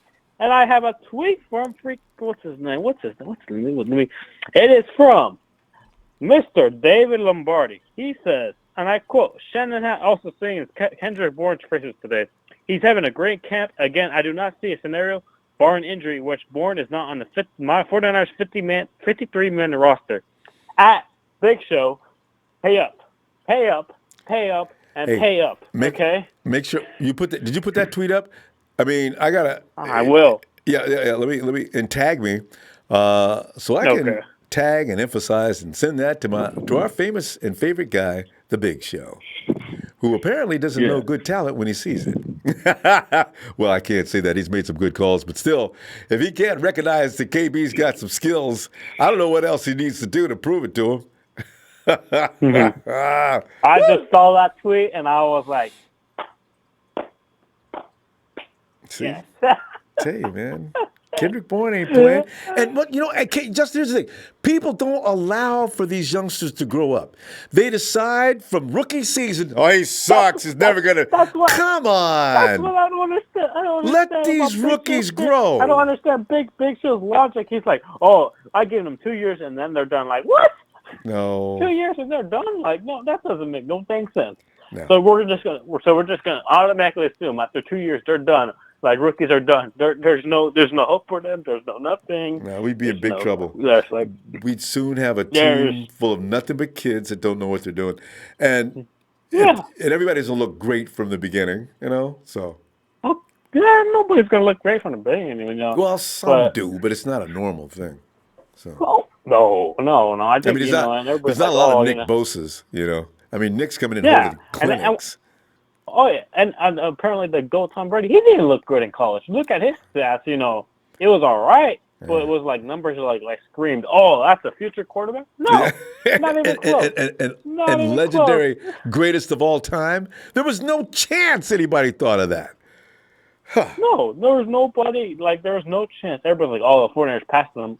Okay, that's going to, I guarantee the 49ers is not I'm not going to look, that's a future quarterback. You know how bad the 49ers were, the 49ers fans, because I already know Bay Area don't play. They know how bad they would have shit on the 49ers. You took this funny kid, this and blah. So, there was no way anybody could tell that Tom Brady was going to be, I'll tell you something else, have a hard time saying it all depends what quarterback goes with one coach, too, right? Because Belichick and Brady have been together for a long time. This is why I like the idea of Jimmy G being with a guy like Kyle Shanahan. There is no telling 5-6 years from now what is going to transpire from here with that relationship as well, Yeah. Well, yeah, and I think it's going to be interesting. It's going to be interesting for you, to be honest, because you got so we got the rule, we got the challenge of pass interference now, which I've been arguing for since our Super Bowl. We got screwed against the Ravens. I've been arguing for that freaking rule, but now it's finally here after the freaking Saints got screwed out of the Rams, and I still laugh at your reaction to that, and it's still funny to me. It's really it's painful, man. God, we have 6 right now and not have to listen to people say 49ers got 5 and Patriots have passed them with 6. Oh, God. Yeah. Anyway. Yeah, it's one of those things, where I think, the pass interference, it's long overdue. There are some calls you just look at how is that pass interference? And you're like I'm pretty sure I've been watching this sport since I was maybe 3, 4, since I was 1 year old, and my dad's always been like, you were able wanted to me to get into comprehend sports. even then, right? Yeah, I was able to like, hey, I've been into sports since I was like maybe like 8 years old, like, and I know what a pass interference is. What some of the calls, man, don't make no dang sense at all. So I'm happy that they got that fixed. I'm happy. Will it work to our benefit? I don't know. Because dang it, freaking Witherspoon had that. I remember Witherspoon. I'll give him the only thing I'll knock him for is those pass interference penalties. There's sometimes where he get away with hands to the face. Sometimes that's what Witherspoon's got to work on. I'm hoping he bounced back from that because he struggled last year with that. So that hands in the face, that can happen. That can happen. Sometimes the hand placement, the guy shifted and moved into a position where you couldn't get your hand out fast enough. Because if he's bobbing, and he's going this way, and you're going this way, you're going to hit him, you're going to feel him on his chest, and the head gets in there somehow. And the refs do throw flags on that, but not always. So, that's a really tough call. But you got to watch it. You got to watch, man. And especially with all these rule plays, so you can't hit the quarterback, especially with Tom Brady's Chiefs play. You got to protect. And even though I don't think that was unnecessary roughness, I really don't. But it's one of those things where you have to they're trying to protect the quarterback. They're trying to protect their. I don't know. It's just I think the 49ers will have a because the 49ers led in penalty almost. I think they came in fifth in penalties last year. Fifth, I think. I think it was fifth or eighth. Did we rank that? I think it was fifth. That's a good stat. Check that out and get the real deal. I'm gonna check that out later. So, but since day one's waiting on, we got to go, fam. And yes, sir. Go ahead and see you tomorrow, sir. Justin. All right. Yes, sir. Let's get it. And I will not be attending the Browns game because it's going to be too hot. I looked at the weather, so I'll be going to the Seattle game in week 11. Big Show is going to be there. No, hey, wait a minute. It's a night game. Yeah. Oh, you see, but the thing is, I'm driving from Sacramento to Frisco, and then chilling the barbecue. It's going to be too hot to drive. Have you got AC? I'm not trying to deal with that heat. No, but you got AC in your car. I do, but I still don't like the heat, so I'm just gonna September is supposed to be cooler, so I'm not trying to deal with the heat at all. I'm dead set. Apparently, because in Sacramento you got some serious heat right now. So and I'm dying. So I'm shout out to all the people working in the heat right now. Shout out to all those people. It's not fair, man. It's not fair. All right. Yeah. I'll see you tomorrow. Yes, sir. Good night. All right, and since day one, because he's got to go between, he's hiding out on a break or he's hiding out where they can't see him. Since day one.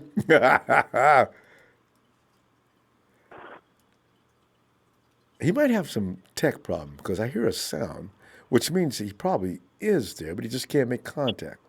Okay, we need to get back out to the East Coast. It's getting late anyway. Hey, James. Yo, what's up, Ronbo? How you doing? Oh, James, man, every time. Each time, the only weakness the 49ers have now that's kind of worrisome, and I look at it a weakness in contrast with all the strength this team has. If the offensive line could, James, again, it may be asking too much for our offensive line or any line that contains humans to stop that rush. Because I don't know if there is a such thing as a line. And people can say what they want to about the 49ers offensive line. But they're going to be saying a lot of things about everybody else's offensive line, too, when it comes to that 49ers pass rush, if you know what I'm saying. Yes. Yeah,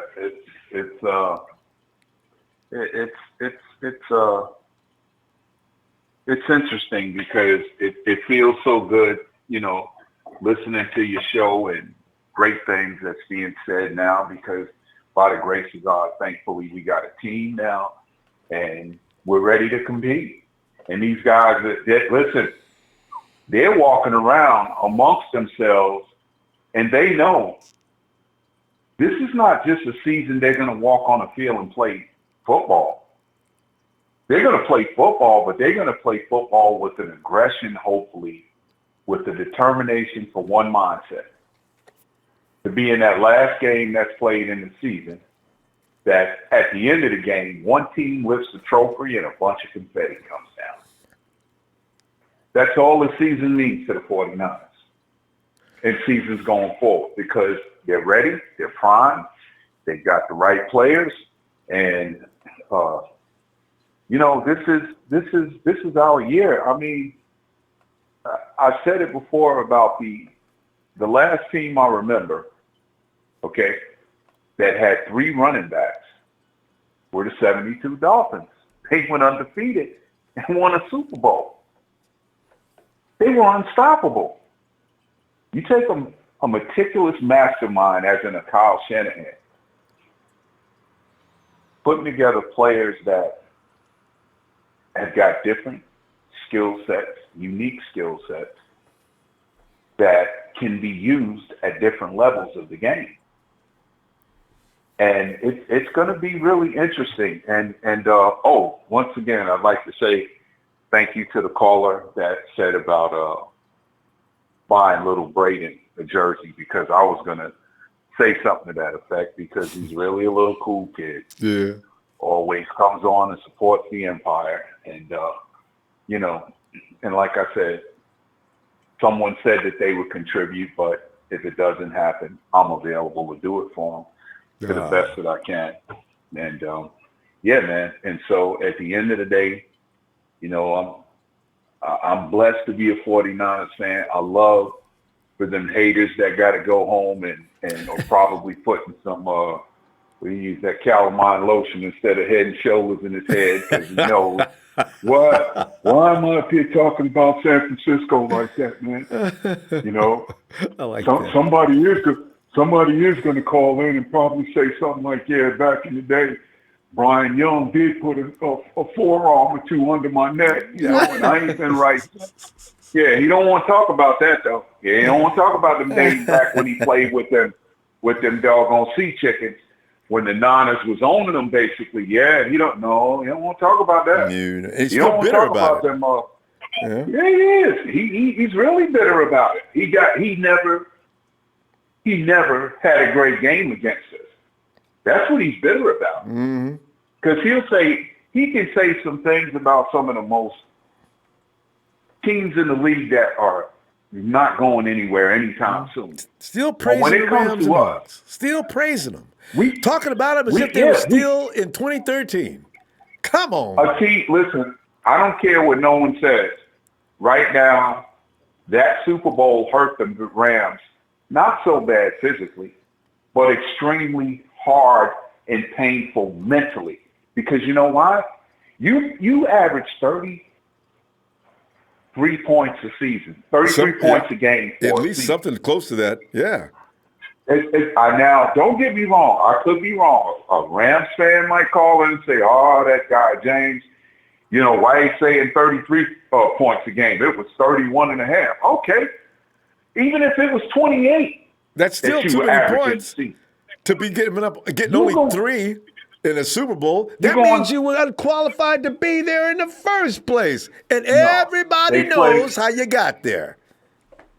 Ronbo, they played in the JCFCL league, okay, where all you got to do is get a score and you win a Super Bowl. But it's got to be more than 3 points, okay? Because they didn't show me nothing. Then they lost all the players, okay? They lost a bunch of linemen. They lost Mark Barron. They lost Ndamukong Suh. The Keys too old. They don't want to. They don't really have the money to pay a Marcus Peters. They don't want to pay him because he ain't that great. First of all, ain't heard anything about that. I figured they picked up the 5th-year option on him. But why have we not heard anything about Marcus Peters? Because at the end of the day, first and foremost, it's like one caller that always calls in and says at the end of his time with you, the Rams, they broke. They scared. and they ain't got no money. Nowhere. And he's right. They ain't got no money. He's right. He's 100% right. They ain't got no money. They got the owner, Stan Kroenke, saying, I keep listening to this old slow behind coach I got. I'm going to be broke here. I done put up a new stadium and paid these fellas. They ain't got no more money. And I'm listening to him. Then you get to the Super Bowl and only put up 3 points. But anyway, like I said, right now, we're primed, we're ready, and it starts next Saturday. No, not next Saturday. This Saturday. What am I talking about? Yes. Hey, look there. And another thing, Ronbo, I know you got a ton of callers probably. I done been on here. I done called in two times earlier tonight, just one thing after another, a confusing family member. Oh God, thank God for the law. But anyway, yes, what I was about to say to you, I want someone to please tell me, what do I do here? I spent $129.99 plus $9.99 for shipping and handling for a Reuben Foster jersey. Now, somebody had to bring it out. I'm thinking of taking me some spray paint. Yeah. And I don't know what I'm gonna do, but I'm gonna look odd. Okay. Because I refuse to just burn that jersey up. I want to. It's comfortable. It's one of the best they've got out there. It just feels so comfort. Oh, God. And I got that. I think it's that. It's not. No, it ain't the 300. That Vapor. It's not that Vapor. It's not the Untouchable. It's the Elite Vapor. Oh. The Elite Vapor is like the one that's 150, and then that Untouchable one is the one that's 349. Oh, but form-fitting. I'm just saying to them, huh? Yeah, that's when it's tailored. So yeah. Well, like I said, I really hate to part ways with it. I don't want to.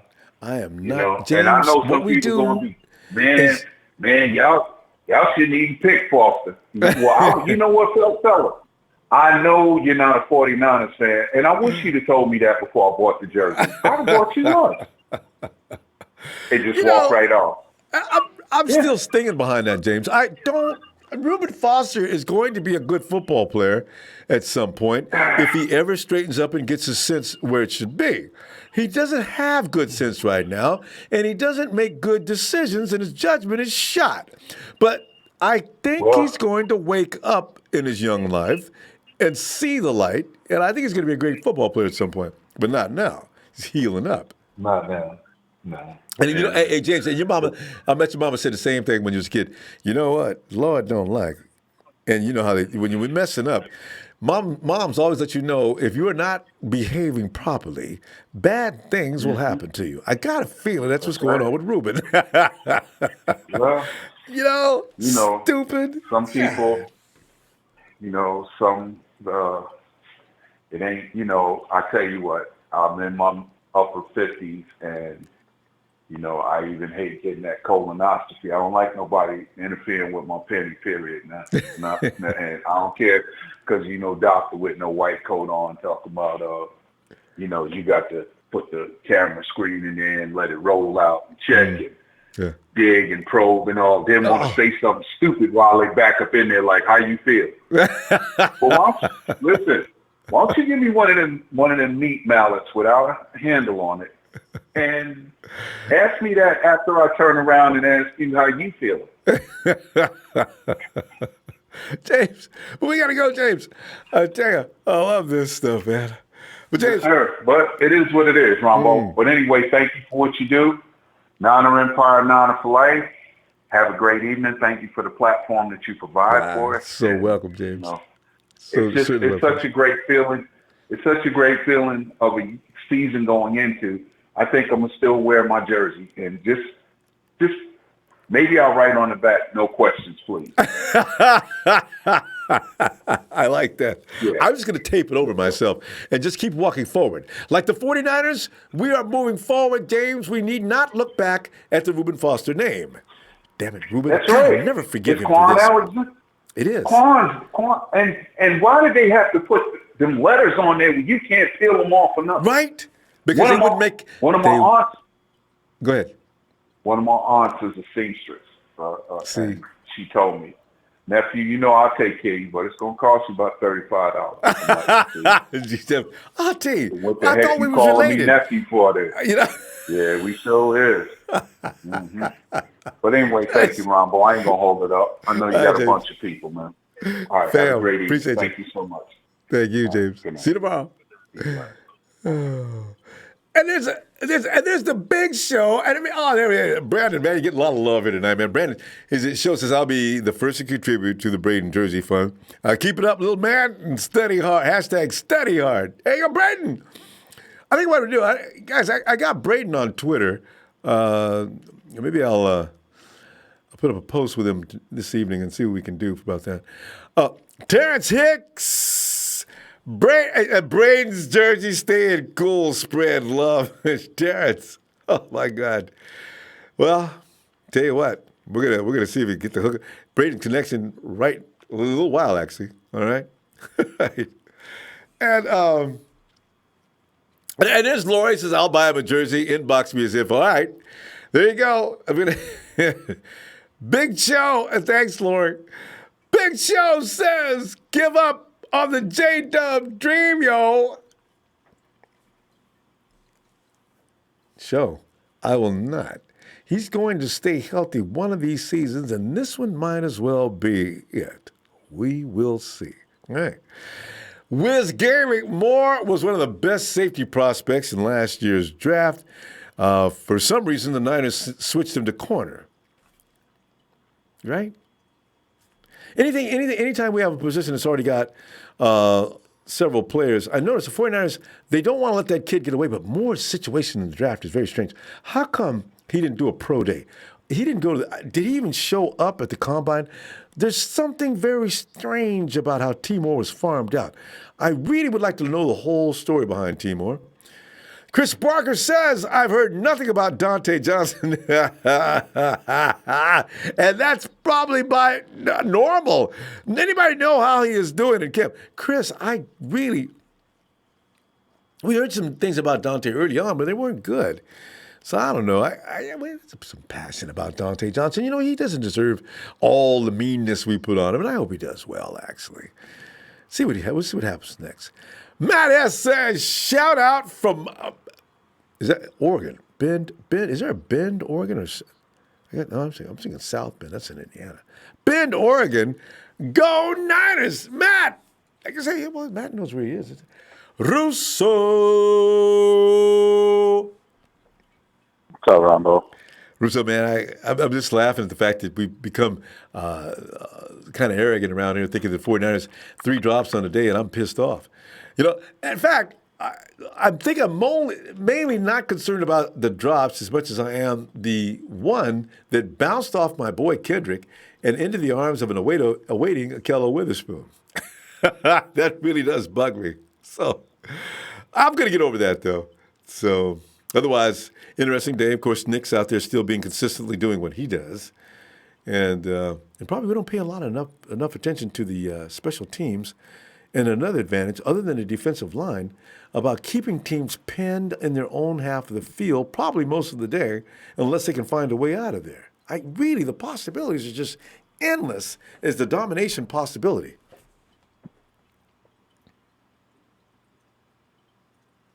Uh-oh, did I lose? Russo? I'm here. Oh, there you go. So, Russo, your thoughts on the day? Well, you know, I'm going to try my best to follow up that last phone call by James. That was James is the GOAT. So, first off, I want to do a shout-out for Braden, everybody. Braden's quickly become everybody's favorite. So, also a shout-out. Yeah, shout-out to Lori for saying she's going to get the jersey, and Big Show and Terrence for trying to help out, too. So, that's what's up, everybody. I guess real quick, I wanted to look at the whole schedule thing. Like, everybody's kind of a little worried about the Niners schedule, like all the East travel and stuff like that. And it's like, yeah, you know, it is somewhat concerning. But like you said, you know, the first 2 games are crucial. That we're traveling East, we can probably plan for it better. Maybe spend a little extra time there, not feel the jet lag and stuff like that. But when you look at the Seahawks and the Rams roster, it's no different. Seattle, at Pittsburgh, at Cleveland, at Atlanta, at Philly, at Carolina. So they're doing a ton of traveling. The Rams at Carolina, at Cleveland, at Pittsburgh, that's at a good Atlanta. point. Same I thing. noticed that a few weeks ago, So and their schedules, especially the Rams, I think it's worse as far as the travel than ours is. yeah, it's just once every 4 years. That's all it is. Once every 4 years, you start lining up with these AFC East, and then like sometimes It's a you line up rotation, like part of the rotation. yeah, it's just the way it goes. So while the schedule is a little rough on us, it's an even playing field as far as the division goes. So if we can handle our games in the division and then we can match everybody with the traveling East, if everybody goes 3-2 collectively, then it's going to come down to the division. So it's not as big a deal as it seems on paper, just because it's an even playing field. Yeah, and in fact, that's why it says we are not at a disadvantage, as Russo's pointing out, as far as the schedule goes. So yeah, let me make an announcement here, guys. We all have the shit end of the stick. Guys, you know what? Let's. Does everybody have a Twitter account? Let's not. If those are contributions to Braden. Dang, I got to bring some Will Smith skin. Don't give them to me. Let's give them to him. All right, because I'm gonna set it up after we get through here. All right, go ahead. All right, cool. Yeah. So I guess the other thing I wanted to touch on, like, I don't really, kind of the way I've been, like, I love the team. There's a lot of players that I love, but I try not to, like, advocate for guys, and I try not to, I always have my favorite players and stuff like that, and I notice, like, you've got a couple guys, like, you're, like, you're known for Jimmy Ward and your Kendrick Bournes and stuff like that. Everybody's kind of got their guys. Yeah. And the guy that I'm all about and I'm strongly actually advocating and I really think deserves this job, and a few people have been touching on, you just brought him up, is Deforest Buckner. I 100% believe that this kid can step up and get the job done. They took him, like you said, they took him in the third round. He played in a smaller school, he played at Southern Miss, and he was somewhat known by a lot of the scouts and stuff like that. He wasn't like off the radar, and he did actually have a really, really good combine, which is why he shot up draft boards right prior to the draft. Was he in the combine? Because I was wondering. I thought he was in the combine. He was in the combine. What was his time in the fourth? How did he go? To the third that I don't round. Know. Yeah. He I missed pro day watching for sure. Something.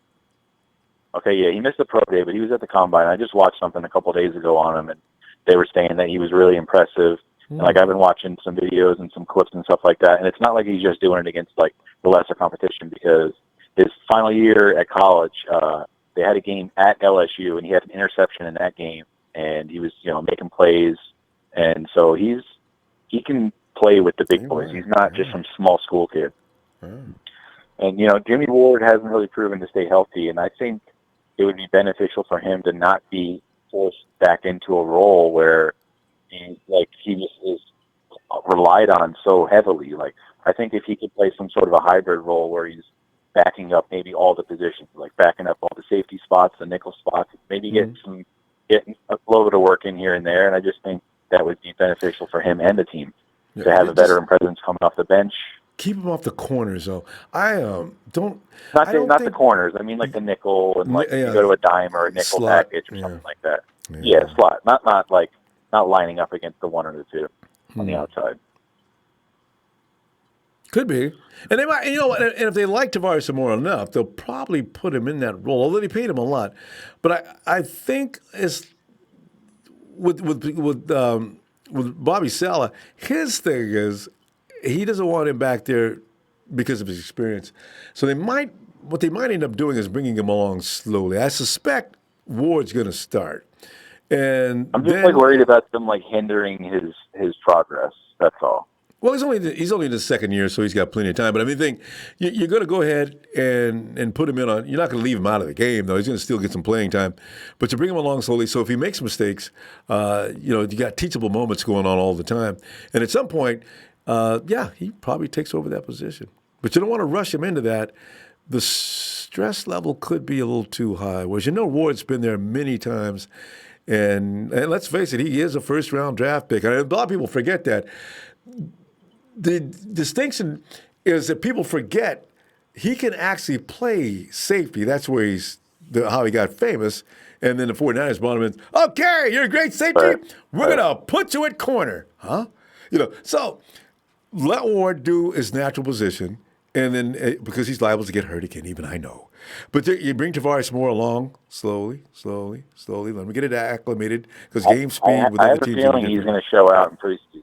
I really think he's going to show out in the preseason. And I think Deforest? Probably. Yeah, I think he might run away with this job.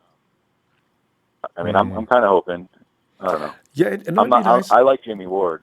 I could see him being more beneficial, just like not playing every snap. I don't know. Yeah. He just hasn't proven to be able to stay healthy. Right. I was going to say, if for no other reason, but keep him out of harm's way. But, yeah.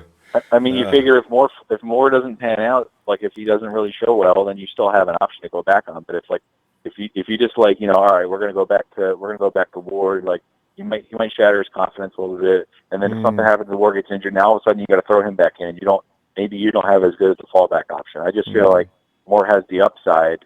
He's younger, and I've seen him do it. Like I know the kid can play. We tried to force him into a spot that wasn't his spot. Like he played free safety. That's the similarity between him and Ward. Yeah. But he went out and got why it they done did that with the two of them. to a degree. But you know what? I don't. The 49ers will probably, whoever wins that job. Jimmy's going to come back, and he's probably going to get a couple preseason games in. If Tavares looks better, I don't know why they wouldn't start him. But that's a big if. Yeah. So we'll see. I know they tried Colbert early on that first few practices, and he just didn't do well at all. Poor AC. What is up? Yeah, he just really is struggling. I don't know what the deal is with him. And Moore came in, and he's so I think we've had 9 practices, I believe. Yeah, today's 9th one. Yeah. Okay, yeah. So I think Colbert got the first 4, and then Moore got the last 5, and Moore has excelled. And I don't know. I was advocating for him way before training camp. I was advocating for him like going into the off season, like Jimmy Ward broke his collarbone. Like, yeah, I was like, please put him at free safety. I know this kid can take that spot down. And I'm like watching it all happen. And the other guy I'm not as strongly advocating for is Marcel Harris. And I'm kind of starting to see some rumors like, oh, is he going to take Tart's job? Like I would like to see be more of work in progress. I would like to see Tart start and then maybe transition towards Harris later in the year or going into next year. But I want to see Moore start this year, and I want him to just run away with that job. That's kind of how I'm looking at those two. Yeah, it is a possibility, But we do know the 49ers are high on Dub. Otherwise, they would have got rid of him a long time ago. Renewing his contract or giving him another contract and another. How much did they give him? 5? Yeah, they gave him 1 for 5. Yeah, they must really see something there. And I agree. I've seen it in him too. He can. You put him in the right position, he can What happened play. right after he signed? And they put him in corner. I said, and I said, why are they? No. Jimmy Ward signed the $5 million deal, and then he went and broke his collarbone. Oh, you mean this year? Yeah. Yeah. I mean, well, now see, he's coming back. I mean, I'm just saying, it's just that's at what some happens. point, it's just like. This is what happens. But you know what? That's what I like about Jimmy. And as I said, I always quote him when he says he only knows one speed to play, all out. And his body doesn't always hang up with that. Yeah. Because it's like Larry Fitzgerald said. It's like Larry Fitz played that one game. He says, Dub was all over him. And I said, I laugh because I said, a lot of people forget Jimmy Ward can play. His problem is staying on the field. So that's why I say, there'll be a competition. If the 49ers see that Tavares Moore is the better player, he'll play. But if he's not, they'll probably bring him along slowly. They took Moore in the 3rd round. So, I mean, he's clearly part of the plans. I'm just saying, so I know Ward got the 1-year deal. So, I mean, maybe you're saying, all right, let's start Ward, then maybe transition towards Moore into the year next year, or see if Jimmy just plays great and then, go with Jimmy. I don't know. So I guess I just don't see drafting someone in the 3rd round and then not having them part of your plans. No, that's the only thing. This is what I'm telling you, Russo. Bring him along. You throw him in there ahead of Ward, probably, okay, maybe it works. But if you bring him along, and as I say, have those teachable moments, because it's perfect as we're thinking he is, he's probably not. Whereas he's going to make mistakes Ward's not going to make right now. So you go ahead and get him in there right now because he's going to work with the other two vets. And then you bring him along a few downs here, a few downs there, a few downs there. And you might as well bring him on slowly. You already got Ward. You got the veteran who knows pretty much what he's doing by now. He's been in the NFL long enough. And let him bring him along. But it's one of those situations where there's no need to hurry him. It's just like Jerick McKinnon. You got plenty of guys out there. No need to hurry him. Bring him along. Yeah, he can take his time. Yeah. Did you see he had no brakes on today? So that's a good sign. Yeah, I know. Yeah, we'll see. And then Quan, I like that. Love it. Hey, Rousseau, tell you what, we'll see you tomorrow, fam. See what goes on. All right, bro. Sounds good. Have a good night. Shout out to everybody, TNT fam, the whole Night Squad fan club. Shout out to you, Ronbo. Thanks, fam. Night, Rousseau. All right. Okay. Yeah, let me mention again, guys. I don't want to have to make those transfers, guys. Let's wait. We're gonna get them. If you have Twitter, please because what's happening here? Twitter's taking 30% of that. So, I'm sorry, YouTube. YouTube's taking 30% of that. So it's not all gonna go to Braden. So please, don't. If you're making a contribution for Braden's jersey, don't do it now. All right. Anyway, let's. Oh, we got to, because everybody, there's Terrence, thanks. We have just, my first donation to the show, go Niners. Please keep this going. Thanks, Terrence. And Jay Run, Solomon Thomas and Witherspoon, crazy comeback time. Isn't it funny? Because you saw it. Even though some people were still pissed with Witherspoon, but tell you, man, he's having a good, and everybody was saying, wait till they put the pads on. Well, he's put the pads on. He's still on top of these plays. We'll see where it goes from here because there's still plenty of time. We got the preseason game coming up against Dallas. Let's see what he looks like. As I say, let these guys develop. They're youngsters. Don't let the jury stay out, at least for a couple of years. Hey, since day one. What's going on with you, traveling? Oh, man. James, since day one, man, it's been fun today, man. Because we're sitting there licking our chops and wounds at the same time because the wide receivers had a couple of drops. So there's a sense of panic throughout the community. Jimmy G still had a great day, but he had an INT due to a drop. Ain't worried about it, Ronbo. Ain't worried about that. Don't worry about that. Yeah. Peanuts to an elephant. Don't worry about that. So things are moving along well. And everything else going on in camp. You still got Nick Bosa's not missing a day without a sack. It's like an apple a day for everybody else. Keeps a doctor away. Nick, a sack a day keeps us winning. Oh, I tell you, this team is forming up good. A day keeps the L's away. Yeah, man. Everybody's raving about him. Everybody's raving about him. Everybody. NFL Network. They all over him, blowing him. All the analysts, everybody's blowing him. He's doing good, man. I ain't gonna lie. He's looking good. He's getting better. I think Joe Steady needs to turn it up a notch. Hey, see, since day one, I thought maybe in the beginning, everybody's been saying that, right? Since that, Joe's probably taking it easy. You know what? Maybe the first 3 times, but this last few times, here we are in week 9, Joe ain't playing. Joe, in fact, has been seen interviewing and taking notes with Nick Bosa. Can you imagine that? Hey, you know what? I kind of like that move you did there. Let me tell me about what that goes. So nobody moves like you. I'm gonna tell you the truth, kid. But some of the things I want you to do. Let's get over here and do some work and try that move again. Because Staley, even though he's a vet that's been around for a long time, he's learning from this kid. Because why? This probably may be the most highly polished technician he's seen due to the fact that family, that's all they do is raise Nick and Joey. If they have boys, they're going to grow up and be the same thing. Edge rushing fiends. It's in the DNA since day one. This is what they do. Yeah, it is. It comes easy to him. He's looking good. He's looking sharp, and he's got to stay healthy, man. That's it. That's the main thing, and they just easy, man. Keep on doing what they're doing. I'm excited to see how it is, and he's gonna get better. going to get stronger. Oh, yeah. He's going to get wiser. Oh, there's the thing. That grown man Come on strength. now. he Come on now. hasn't even gotten that yet. So 2 years from now, look for Nick to probably be one of the guys that owns the NFL as far as pass rushers, and he'll be in a 49er uniform. Ho-ho! That's high. That's high. That's possible. He could be up there with top 2, top 3, easy. Nick Buckner.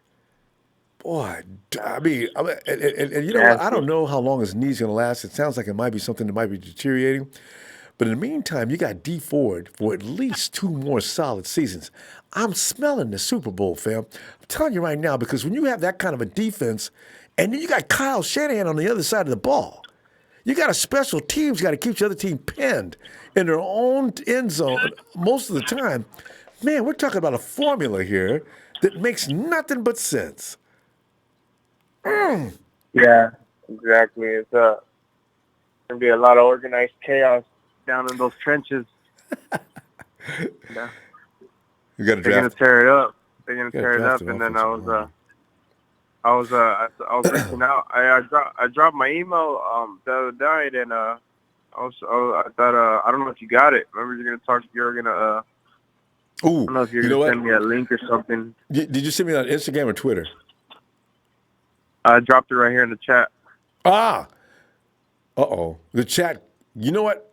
Put it in the comments. The chat rolls and expires, and I got to go roll all the way through it again. All right? Because I probably did miss it. Yeah, I'm gonna handle that. No, but I ended up talking to one of my. I reached out to one of my ex-coworkers. I found him on Facebook, and then he's because he used to hook me up, and I went to a couple of barbecues with the 559ers. All right. We were looking for you. He sent me the he sent me the link with the president of the chapter out here. They're called the LA 40s, and they're right here, I think, in Riverside. So I'm ready. I'm waiting for him to reply to me, and I'm gonna go there and do what I gotta do. You know what I'm saying? If I gotta put in some work, whatever, Ronbo. You know what I mean? I'm trying to be down with them. I knew it. Yeah, LA's got all kind of places. Yeah, you can't miss. So yeah, I'm gonna handle that. I'm gonna jump in on that, and then I'm excited, man. I'm ready. Cause you already know. About to go buy a new barbecue pit. You know how we do it, Ronbo. There you go. Because like I said, you already know. When you go with 49er games, when the 49ers come to play the Rams or the Chargers, there'll be more 49er jerseys up in them places than they do the other team, man. And I feel sorry for the Chargers. It's comical. Come on now. No, you already know how that goes. I love that. I love when we play away and I see those groups in the half the away stand or all the away stands all red. I'm like, oh, that gets me pumped up. That's why I love those fans. All you guys out there on the East Coast, in the Midwest, Mid-East, all over. I love y'all, man. I love to see y'all out there supporting and keeping the fire lit, representing for the Niners. You know what I mean? The Empire's everywhere. So that's a big thing. You know, the Bay fans travel like no other. They're all over. The Dove fans, Giants fans, they're everywhere, man. I see them, and props, man. Yeah, we're gonna keep it popping and everything. So I'm excited, man. Appreciate what you do, Ronbo. Thanks, day one. Bam. We get a chance. Try to say we catch you because we know I know you're on a break. We'll catch you. Try to get you in right away. Okay. So. Yeah, it's all good. I don't know if you called me earlier. I had left my phone down for a little bit and everything, and we did. Tell you what. We was yelling. You were. Oh yeah, I'm out. You missed us. Yeah, it's all good. You know, I'll be around anyways. You know, I'll sacrifice a couple times for the people on the East Coast. You know what I mean? It's all love. Thanks, fam. Cool. I appreciate. Hey, Ronbo, you gonna take this kid under your wing, Ronbo. This kid Braden and everything. Braden's already got so many people now. I mean, he's got. Yeah. You know what? We just said it with Tyler. Tyler joined us at 14. And now he's like Mr. High School and about to graduate and everything. So, yeah. So, Braden, you'll be raised up right with the 49 crew. Yeah. I got two nephews now. Hey, you need to give him a one-on-one on Faithful. Ronbo talks about that Faithful then, Faithful now, because he said he's a Browns fan. He said he's a Browns fan and a Broncos fan, and I'm not sure if another one, but he needs to he needs to realize that it's only one empire. You know what I mean?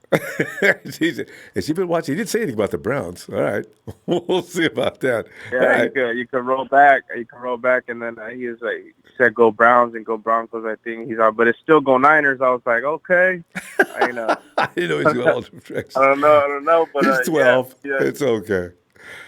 All right. Show him the love, and he stayed with us. Mm. Hey, I appreciate what you got going on, Ronbo. Everything you do, you take your time out of your day and everything. I was worried about yesterday, man. I wasn't worried about like, oh fuck, I missed it. I was like, man, I hope everything's cool with you, Ronbo. You know, Yeah, you and your family. I got in one of them situations where I couldn't escape, so you know. But I said, I know what it was, Ronbo. I know what it was. You found a spot they were giving out free pizza and shit. I know how you did. People know about my pizza addiction. I know, right? Hey, Saturday's back. It's here, Ronbo. Saturday. I know. Here. Get ready you know for that. what's cool because I got NFL Network anyway, so I'm chilling right here. Oh, I got you ready then? I got All the right. 55-inch with the surround sound. There you go. Turning my phone on Do Not Disturb, Ronbo. Hey, appreciate what you do, Ronbo, and we'll catch you as soon as you're back in here. All right, Appreciate man. everything. Which is tomorrow. All right. Have a good night. All right, Ronbo. Stay one. You have All a good night too. Stay up, faithful. Stay loyal. Trust the process. Yeah. Stay out. All right. Hey, let's go check out. Well, and since it's Tuesday night SmackDown, it's a big show. It's a big show on tonight. Show. Hang on just one second. There's nothing for Show to argue about now. He's already said something bad about J-Dub, so I don't know. And he knows in his heart of hearts that there's no way that we're going to part with Kendrick Bourne. So I can't imagine how he's going to cause any stress tonight in my ears. Well, Kyle Shanahan, before I begin, Ronbo, I actually have a little bit of breaking news. Vita Vea was carted off the field with a knee injury tonight, whom we faced week 1 during one-on-one drills. So no. That's one less person that Jerick McKinnon and Tevin Coleman have to worry about as far as stopping the run goes when we face them week 1. So that's right. Yeah. Man, it's like a dancing bear out there, light on his feet and huge. And that's gonna open our passing game a lot week 1 too, because they really don't have any. They're actually projected to be in the top 3 as far as the draft order goes next year too. So Tampa Bay. So that tells you something right there. Yeah, that's actually really good news for us when he's actually expected to have an MRI on Friday on his knee, and that usually does not spell good news if you go out with a knee injury like that. I like him. Yeah, I wanted him in the draft. Yeah. You and I actually both wanted him that year. Anyways, yeah, so that will give Tevin Coleman and Jerick McKinnon a huge break week 1 going into week 1 because they hadn't been done with 2 on the other and Vita Vea there too. So and that'll open up our play action and our that'll open up our running lanes too a lot too. So you know. Yeah, that just makes so going into week 1, it's like both weeks. There's no AJ Green in week 2 either. No, it's like the stars. It's like the stars are aligning for us because we've had nothing but good news coming out of camp. Yeah, and let somebody else have some bad news for a change, right? Sorry, Exactly right. Like the first two weeks, AJ Green's out, like you mentioned, and now Vita Vea is out, and so they'll be pretty much having a rookie there or some scrub veteran there to hold his place for a while. So that's good news for us for the first 2 weeks, actually heading into week 3, going into our bye week. So yeah, and we'll be just getting in the groove. First 2, it takes about 3 weeks for the NFL to really get going, and so having your first 2 weeks, and since we're on the road, we get this kind of path to go down. I kind of like it's disgusting and pathetic, but I like that. I don't want to see teams at the full strength right now. Let me go 3 weeks. So what? No, it's okay. Yeah. So it's like a blessing in disguise almost. I mean, I hate it for any player, regardless of any team, who their team is, to get injured like that and have to sit out an entire year and worry about whether you're going to keep your job or not. You know, that's not something. You got a family to feed. That's nothing. That's true. to laugh or joke about, but still, that's good news for us. But it you know what I mean? tarnishes it. So It tarnishes it a little bit because then you got the haters that come. The only reason guys won that game is because they had key personnel out. Hey! We've had key personnel out for a long time. Nobody cared. 3 years. Cared. So just don't even start. Yeah. But anyways, back to the subject matter tonight. Kyle Shanahan brought out an interesting quote from camp today. He said that the consistency with the vets and the rookies are a concern, and they need to step it up. And as much as you all hate Jordan Matthews and everything like that, this is where he has a leg up. This is where he has a leg up, coming into keeping his job with our team, because he's made crucial plays in the playoffs. He actually had a touchdown pass He actually caught a touchdown pass in the Super Bowl. And he's also a really crisp route runner. He runs the X. He plays the X, he plays the Y, and he plays the Z. And he's a very consistent playmaker when he is on the field. And so that's where and Kyle said on day 3 of camp that he's going to be in the mix with these guys because he brings that veteran presence. And he also is a very highly intelligent IQ football player, which he loves in his players to be able to execute these routes properly. You know what I mean? So there's concerns with consistency with our guys, especially Marquise Goodwin, whom I backed off of for a long time, and I have nothing but respect for now. But when there's better talent around him, he kind of sort of disappears every other week. You know what I mean? Like when everybody's healthy and everybody's like there's better talent around him and upgraded players around him. Listen, he sort of disappears I just want to interject something right there. Remember, Marquise Goodwin plays multiple roles and not always meant, the ball's not always intended for him. His job is to freak out the defense by zooming down the field and spreading things out. That's what he does. It's not always his play. They've always said, and I mean by design, not because he's lagging or disappearing or fading because there's better talent around. Show that's not accurate. But anyways, he's actually been a little and you're still going to stick questionable to that sometimes. Okay. But I'm not down. Well, what's okay? If you're going to use that, then for us for a while. But what's going on then with Jordan then? I'm sorry? What's going on with Jordan then? I mean, if Marquise is slowing down, Jordan, I mean, Kendrick's pretty much taking over I never the show. said Marquise. I never said Marquise was slowing down. Oh, I thought that was your okay. But, no. I just want to point out one thing. I have no hatred for Jordan Matthews. I really wish no. if the 49ers could keep them all. I don't want to see anybody leave. Yeah, but we then can't. I mean, if they force you. Look at what happened. Ronbo, how did Eli Harold's trade go down when we traded him to the Lions and got a compensatory 7th-round pick from him? Do you remember how that went down? Was he like being hyped up during camp and everything like that, or because I think that's what's going to happen. Like with one of our receivers, I think they're going to prop up a guy. I don't know which one. I think they're going to prop up somebody or someone during preseason and during the last few days of training camp, and end up getting like a later round pick from them.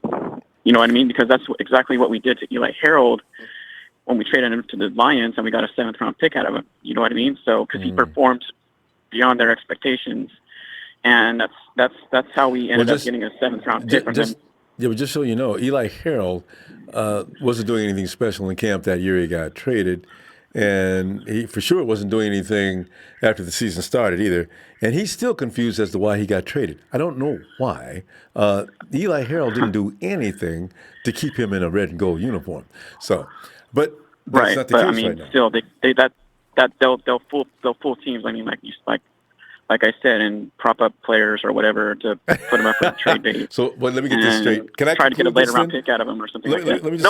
I'm not saying any names or anything like that. I'm not saying any names. I'm saying well, I mean, you don't need to. You've already put it out there that somebody's getting. I'm saying it could be. I'm saying it could be anybody, Ronbo. It could be anybody. I mean, I'm not going to put one name on there. It could be anybody. Right. You know, so we can't keep 7 because we need more depth on the defensive line. I know. Phil did the math the other day. Area. Did you check that out? He counted. Yeah, I actually heard that. That's actually that was pretty scary. Huh? Yeah. Yeah. So because a lot of us people don't look look at out for Sean, and people need to look out for Sean Poindexter too. He's also competing for a roster spot on this team. And look out for him yet. Look out for Ross Dwelly. Ross Dwelley is probably going to make this team. We're going to lose somebody we don't want to lose for sure. So, and if they didn't feel like if they weren't feeling Sean Poindexter, they would have already waived him with Max McCaffrey and guys like those. And good point, you know what I mean? Like he's obviously being quiet and doing something right for us to keep him around this long. You know what I mean? So yeah, I know. I get there. He's no slouch. No. So, that's why I said the Hawks going to pick him up in a heart, or not the Hawks, but the Cardinals going to pick him up in a heartbeat. And he can put butts in a seat in Arizona as well because he's from. That's where he was a star. Arizona, yeah. Well, I mean, if he doesn't land a roster spot with us, and we put somebody like Richie James back on the practice squad, then somebody will pick Richie James up too. Yeah. So no, we got plenty of good stuff. Richie James is perfect also for the Hawks. They'll pick him up in a heartbeat as well. Oh my God! They'll pick up problems. Anybody. They'll pick up the guy of Chris Thompson we just signed. Maybe not him though. You know, like. But we got to go. They signed. Yeah. Anyways, they signed everybody, so they hate us. So. All right. Shout out to everyone. Y'all have a good night. All right, Joe. Appreciate you, fam. Take care, everybody. Hope we get a chance tomorrow.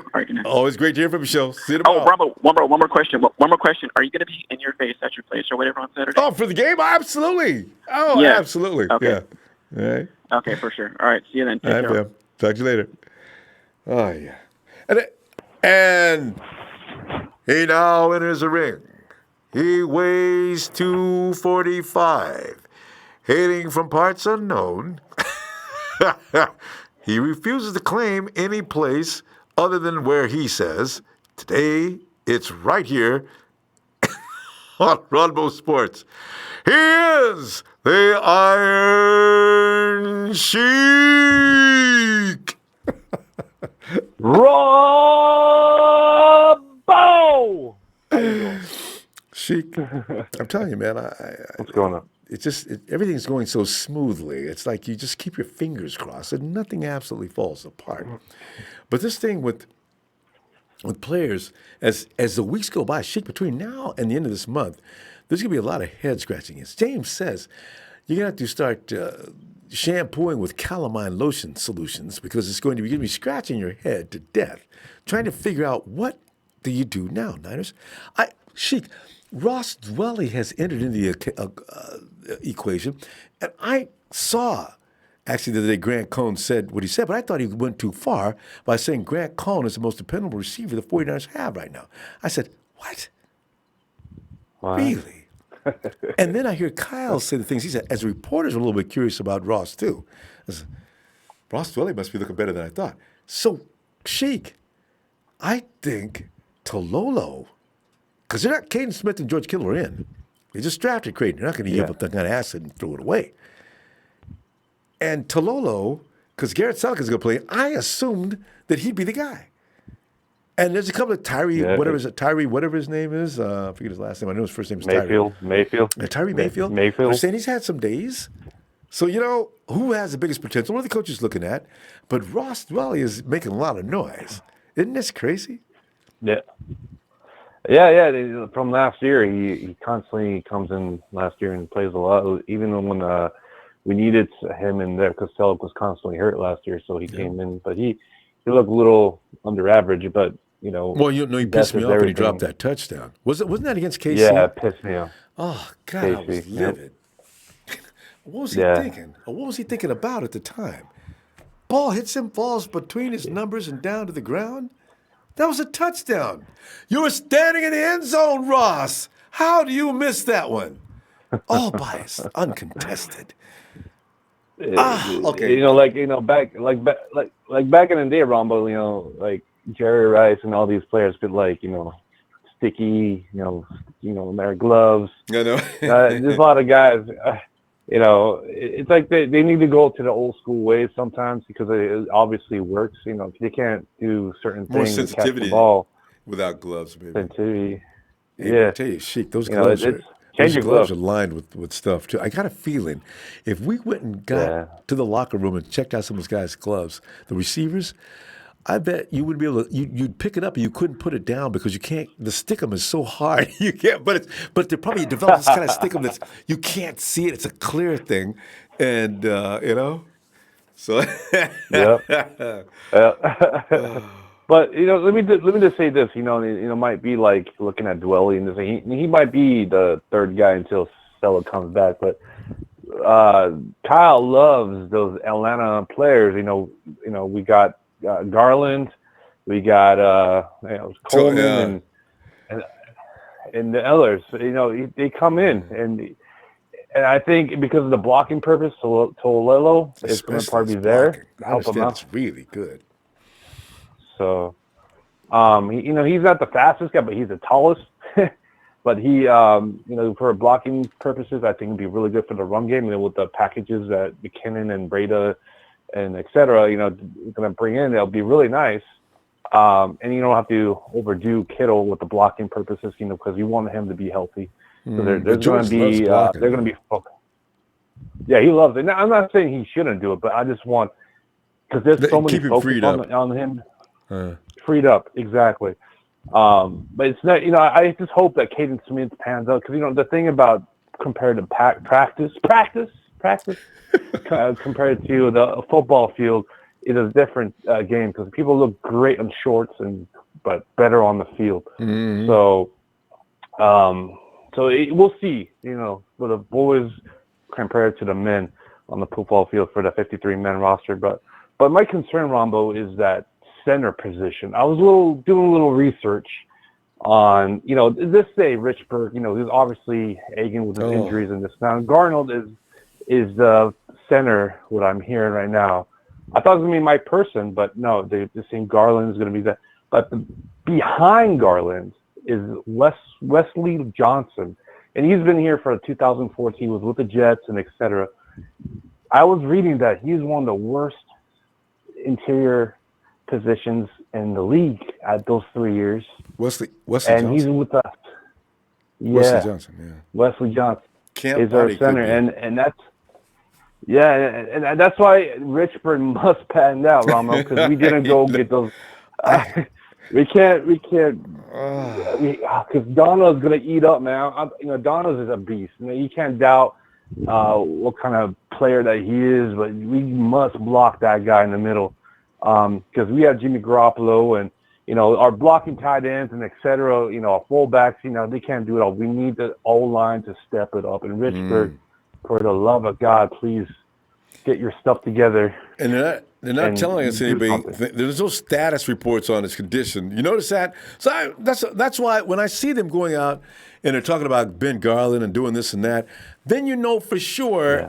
And Lynch already hinted toward they're not really sure about Western Richburg's condition as it is right now, and if he's going to be ready for day one. So if he's just going to jump out of bed and come in and start, no, that's worse than Garland or anybody else on the team's going to do, because he's not ready to play. Right. But that's the thing about the preseason. We're going to see what these guys how they're going to put their package together. And I won't be surprised if Mike Person comes in packages. Might be a center for, because he was a center before. Yeah. But Garnett is obviously injury prone. There's so many guys that are injury prone in our team. But health is. And a finger. How long is it going to take Garnett to heal up from that finger? Because you know how he does. His body doesn't heal like everybody else's. He takes up to 3 to 4 months for a finger to heal. I can already see it coming. That's disgusting. That is disgusting. Back in the day, Ronnie, chop my finger off. Yeah. Or if it's getting in the way. Yeah. He's getting in the way. Get it out of here. Bro, what happened to these new era? These kids, I'm going to be straight up. This music, this football, get it together. Back in the day, were rough and tough. They didn't care. They came at you. Oh, man. I mean, Garnett may not be that kind of good. Maybe it's still legal. I don't know. But, put a club on the hand. Let it heal then. I mean, if he has to sit all the way out for a finger. And your job is on the line, Ronbo. You obviously had to feed your family, but hey, it is what it is. But that's why next year we got to figure out the interior, Ronbo, because that's a position that we are struggling. Obviously shown right now. You go for the best center in the first round. Yeah.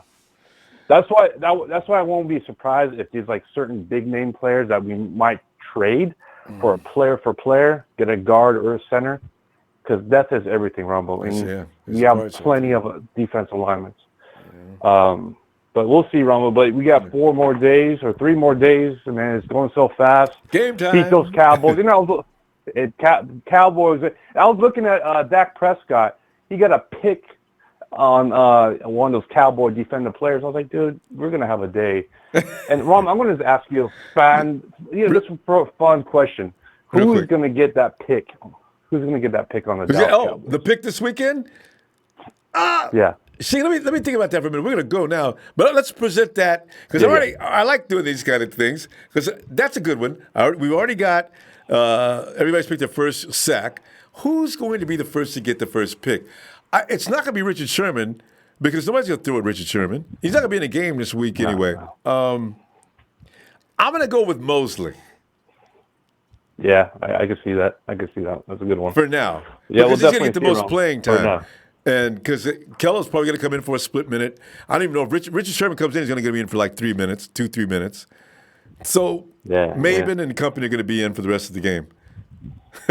All right. Yeah, I'm excited, Rumble. Let's go, man. Who you got for the first pick? Shout out to the Nile. First pick, I'm going to go say DJ Reed. I'm going to go for him. Good one. Good choice. All right. Yeah. But go ahead. Because he's let me just say this real quick. He's a special teamer, but he's making a difference in the corner's position, and he's hungry because he has to make the position. So he's going to get a lot of playing time. So anyways, Ronbo, shout out to the Night Hall fan club. Faithful, hit that like for Ronbo Sports and beat those damn boys because they're sorry, just like Dak Prescott. Better, guys. Have a good night. Go, man. I love it, too. You know how they call the Cowboys them boys? And the 49ers, they call themselves now the hot boys. Daniel says 49ers fan 5249. It says Greenlaw level juice decleated him as they wrote it. Hilarious. What kind of hit knocks a man completely out of his shoes? You see, get hit so hard you don't know where you're at. You look up and your feet got bare feet. Where am I? You're on the playing field. Do you know your name? Let me think about it. No. Okay. Guys, let's get him out of here. Dre! Come on in, Dre! We in this thing. What's happening, brother? Dre, man, just going over day 9, you know what I'm saying? And for a while, Dre, I kind of, at the beginning of the season, I says, you know what? Don't blame our offensive line. Don't blame the offensive line. We're all worried about the offensive line. Worry about other people's offensive line. Right. Yeah, just because those guys are getting overwhelmed, don't be surprised. Yeah. And we should have never been surprised. They can't stop what we got on defense. They can get better as offensive linemen because they're not going to see that kind of thing every Sunday or Thursday or Friday, whatever day we play. But they will see it every day now, and that's going to make them tougher. They ain't going to stop them, but they'll get tougher. Yeah, man. I most definitely think it's been a lot. Some people saying that the offensive line not bad or it's the defensive line that's that good. And honestly, I think the defensive line is just that damn good. You can look at the names and the acquisitions that we added, and you can just look at the track record. What it's going to do, bro, it's just going to increase everybody else's numbers, you know, by having guys like Nick Bosa, Deforest, Solomon Thomas is having a good camp. I mean, Ronald Blair. Guys are just going to be able to rotate. You know, that front seven is going to stay fresh. Dre Greenlaw continues to impress. And I must say, a lot of people might get on my case about this one. But Malcolm Smith hasn't had a bad camp. We all know that he's not good. He's not good, you know, as far as pass coverage. Right? No. You know, on passing downs, that's when you rotate in Dre Greenlaw because Dre Greenlaw has been great at pass coverage. I mean, he once played safety. He's a hybrid. So, yeah, he's a hybrid. So, you know, you could definitely rotate him on the passing downs. To Various Moore, you know, proud of him. You know, like I said, I was one of the guys who said, you know, him being able to go back to his natural position, you're going to be surprised if this guy falls out. He's been doing a damn good job. Jason Verrett not having any pain in that Achilles, looking healthy. Richard Sherman had a strong day. I mean, they said he was locked down today. Oh man, that's just beautiful to hear. Yeah, man, it's just it's looking really good. We had 2 mishaps on offense, but I mean, you know, it's going to happen. You know what I'm saying? I recuse myself from, like I said, I'm going to stick to my words and recuse myself from any Kendrick Bourne talk because of my biases and connection. But I will say that no, yeah, I'm not going to argue with him no more. I mean, that tweet, that tweet is something that anybody can look up. You know, Kyle Shanahan himself said, you know, I do not see any scenario in which Kendrick Bourne does not make the 53-man roster, barring a major injury. You know, I'm not making this stuff up. Kyle said it the show, so it's on Twitter. Anybody can go look it up. You know what I mean? So I did. Yeah, I man. listened to his whole interview today. So yeah, man. He said it at the end of the interview too. Yeah, I was a little late to the show because I didn't get off till 8 o'clock. You know, so. But I was definitely checking in on what was going on during my breaks. You know what I mean? So, yeah, man, I'm excited. Like I said, in defense wins championships. I rather us have a strong performance on defense in training camp. You know what I mean? And then prove that we can score points in the preseason with our offense. You know what I mean? Any day. You know what I mean? If you come out and your offense is torching the defense, that's not a good sign. Not at all. And we've seen that in our camps before. Not this year. I mean, it's happened. It's happened the last couple of years. It's happened the last couple of years, bro, where our offense was, you know, looking good in training camp. You know what I mean? I mean, our defense was not dominating like this. You know what I mean? So, and didn't you not hear about anybody, Jimmy G, having to hurry up last year? Never heard about that. Right. Yeah. Nah, he had time to stand back there and pick his poison. You know what I'm saying? This year, he definitely has to be very efficient when it comes to being in practice against our guys. You know what I mean? He had a lot of check downs, a lot of throwing in the flats, throwing in tight spaces. You know what I mean? Guys having to make diving catches. You know what I mean? I.e. Dante Pettis, Kendrick Bourne, and Trent Taylor. You know, all of those guys have made diving catches in tight quarters. You know, and Dre. And it's good to hear that Jimmy G is placing the ball in tight spaces. Also, that's true. That's a damn good thing. And also, Dre, along with that. We talk about Tevin Coleman. Neither one of them dudes run anywhere near 4.4. Coleman and Breda looking in the press room talking, ain't just ain't no holes out there.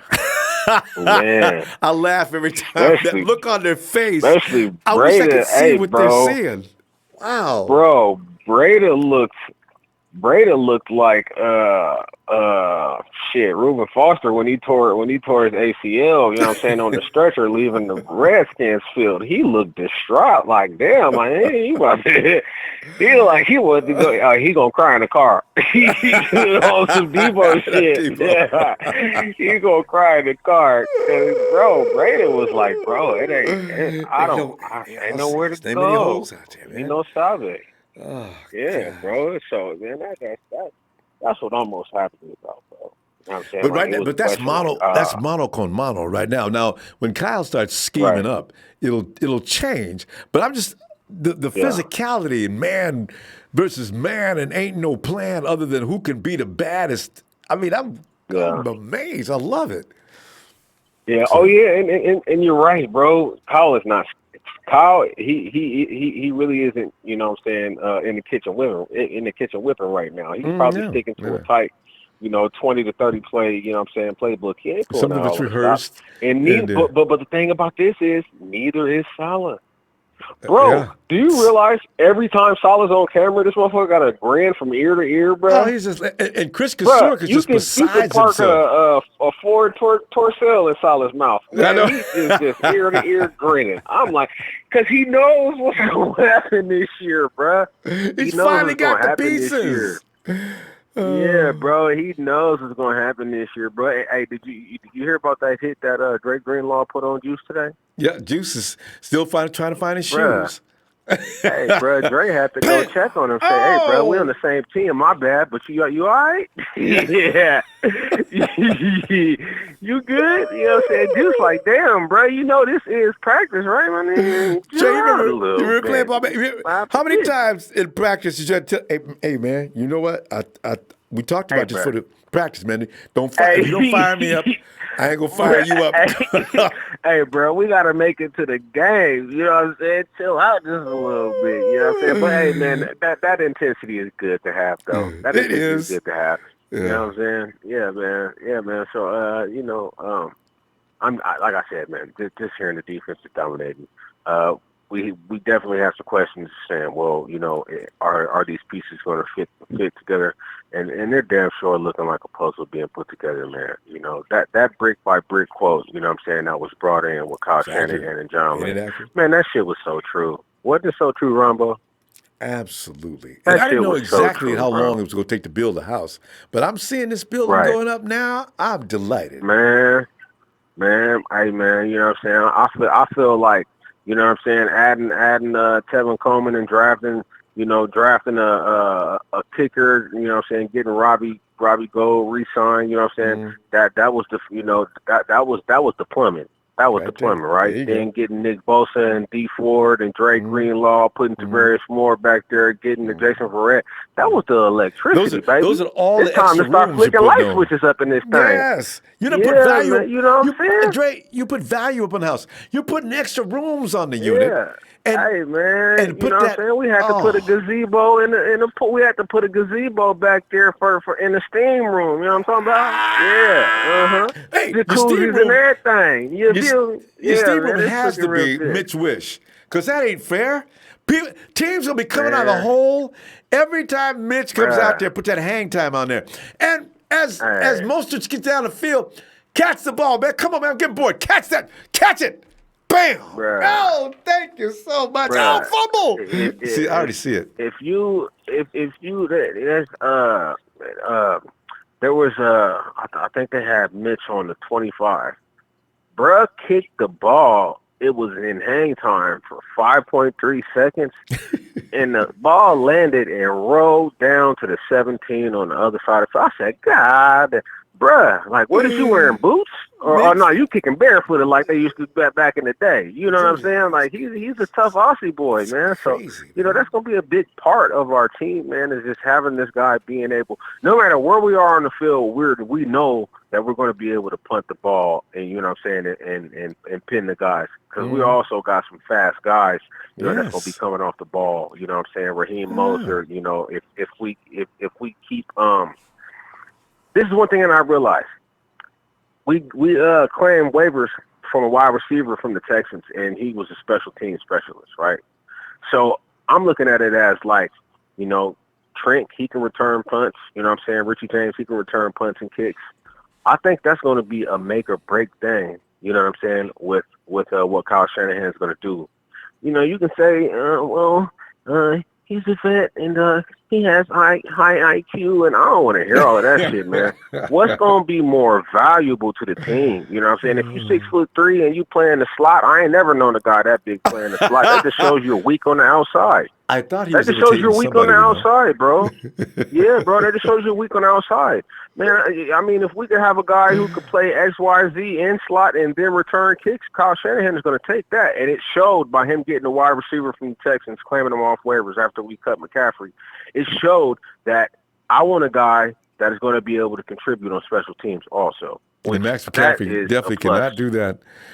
Fam. He can. You know what I mean? So, yeah, man. Hey, man, this was, shout out to my TNT fam. You know, man, I missed y'all today, man. My player partner, Will, Big Show, Trey Trez, Bob Money, Jerry Fresh, Russo, man, am I forgetting somebody? Russo, Dan, Man, it's a lot of them, man. If I forgot anybody, my bad, man. I love y'all, man. We out here, man. You know what I'm saying? We about to go put the cowgirls on the plate, you know what I'm saying, on Saturday and cook them on the hibachi grill. You know what I'm saying? We're gonna have Benihana's on Saturday. I was thinking about Benihana when you said that too. You know what I'm talking about? Yeah, we in this thing. Man. All right, Ronbo, man. I'll see y'all tomorrow, bro. Looking forward to it. Have a good night, Trey. All right, bro. Oh, God, this is funny. But you know what, though?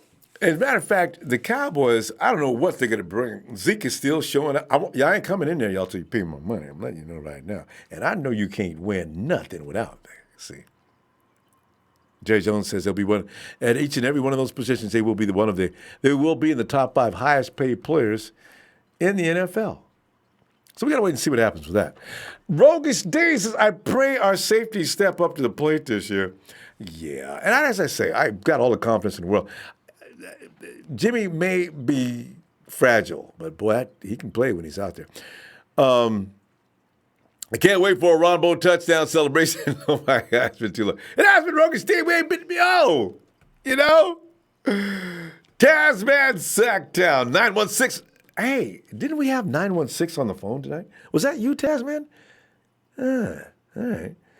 And Big Heck is taking his girl to her first Niners game this year. Hey, Big Heck, though, has she been your girl for a few seasons, or this is just the first year you guys going, or is this a new girlfriend? Congratulations. And if not, if you're the girlfriend that's been with him for a while, I'm just confused. I would never start anything. Jamel says, hey, check it in, fam. Let's go Niners. Empire, J-E-A. And Mr. 16 Dowdy, Montana. What's up?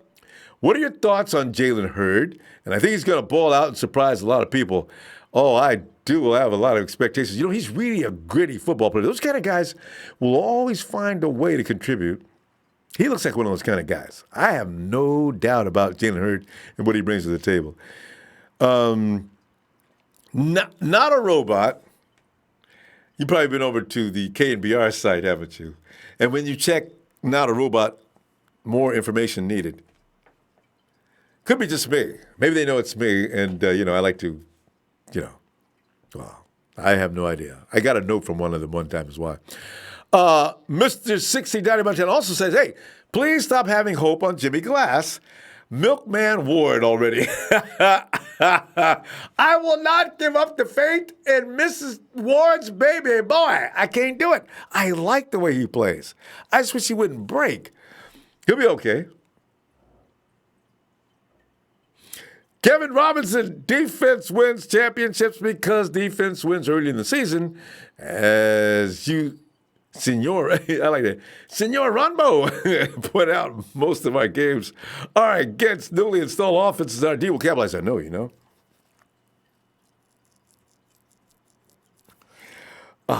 Anyway, I know, I really... all right, so we'll see, though. Hey, Daniel SF49 says, got my Bosa Samuel Alexander Ford jerseys. Been wearing one each day of the week here in Renton at the headquarters of Sea Chickens Camp. I'd love to walk around in front of the Seahawks. I'd love to get a rise out of them. Local 49ers fan, I'm going to get myself a Kendrick Bourne jersey before the end of the season. That's what I'm talking about. And Daniel Garcia, can this finally be the year of playoff football at Levi's? Maybe finally see that stadium have its moment. Finally, hashtag Diner Empire 831. Oh, nah. Is it time to hit that like? Fam, hit that like. You had me right. The pizza that I was working on before we started has gotten cold, but I do love cold pizza. There's something about the way the cheese gets together.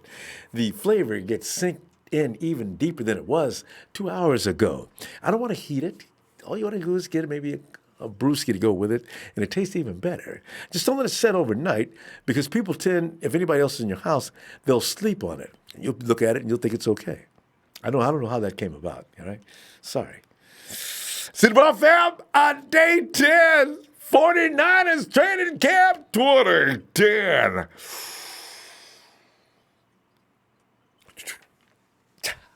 Niners!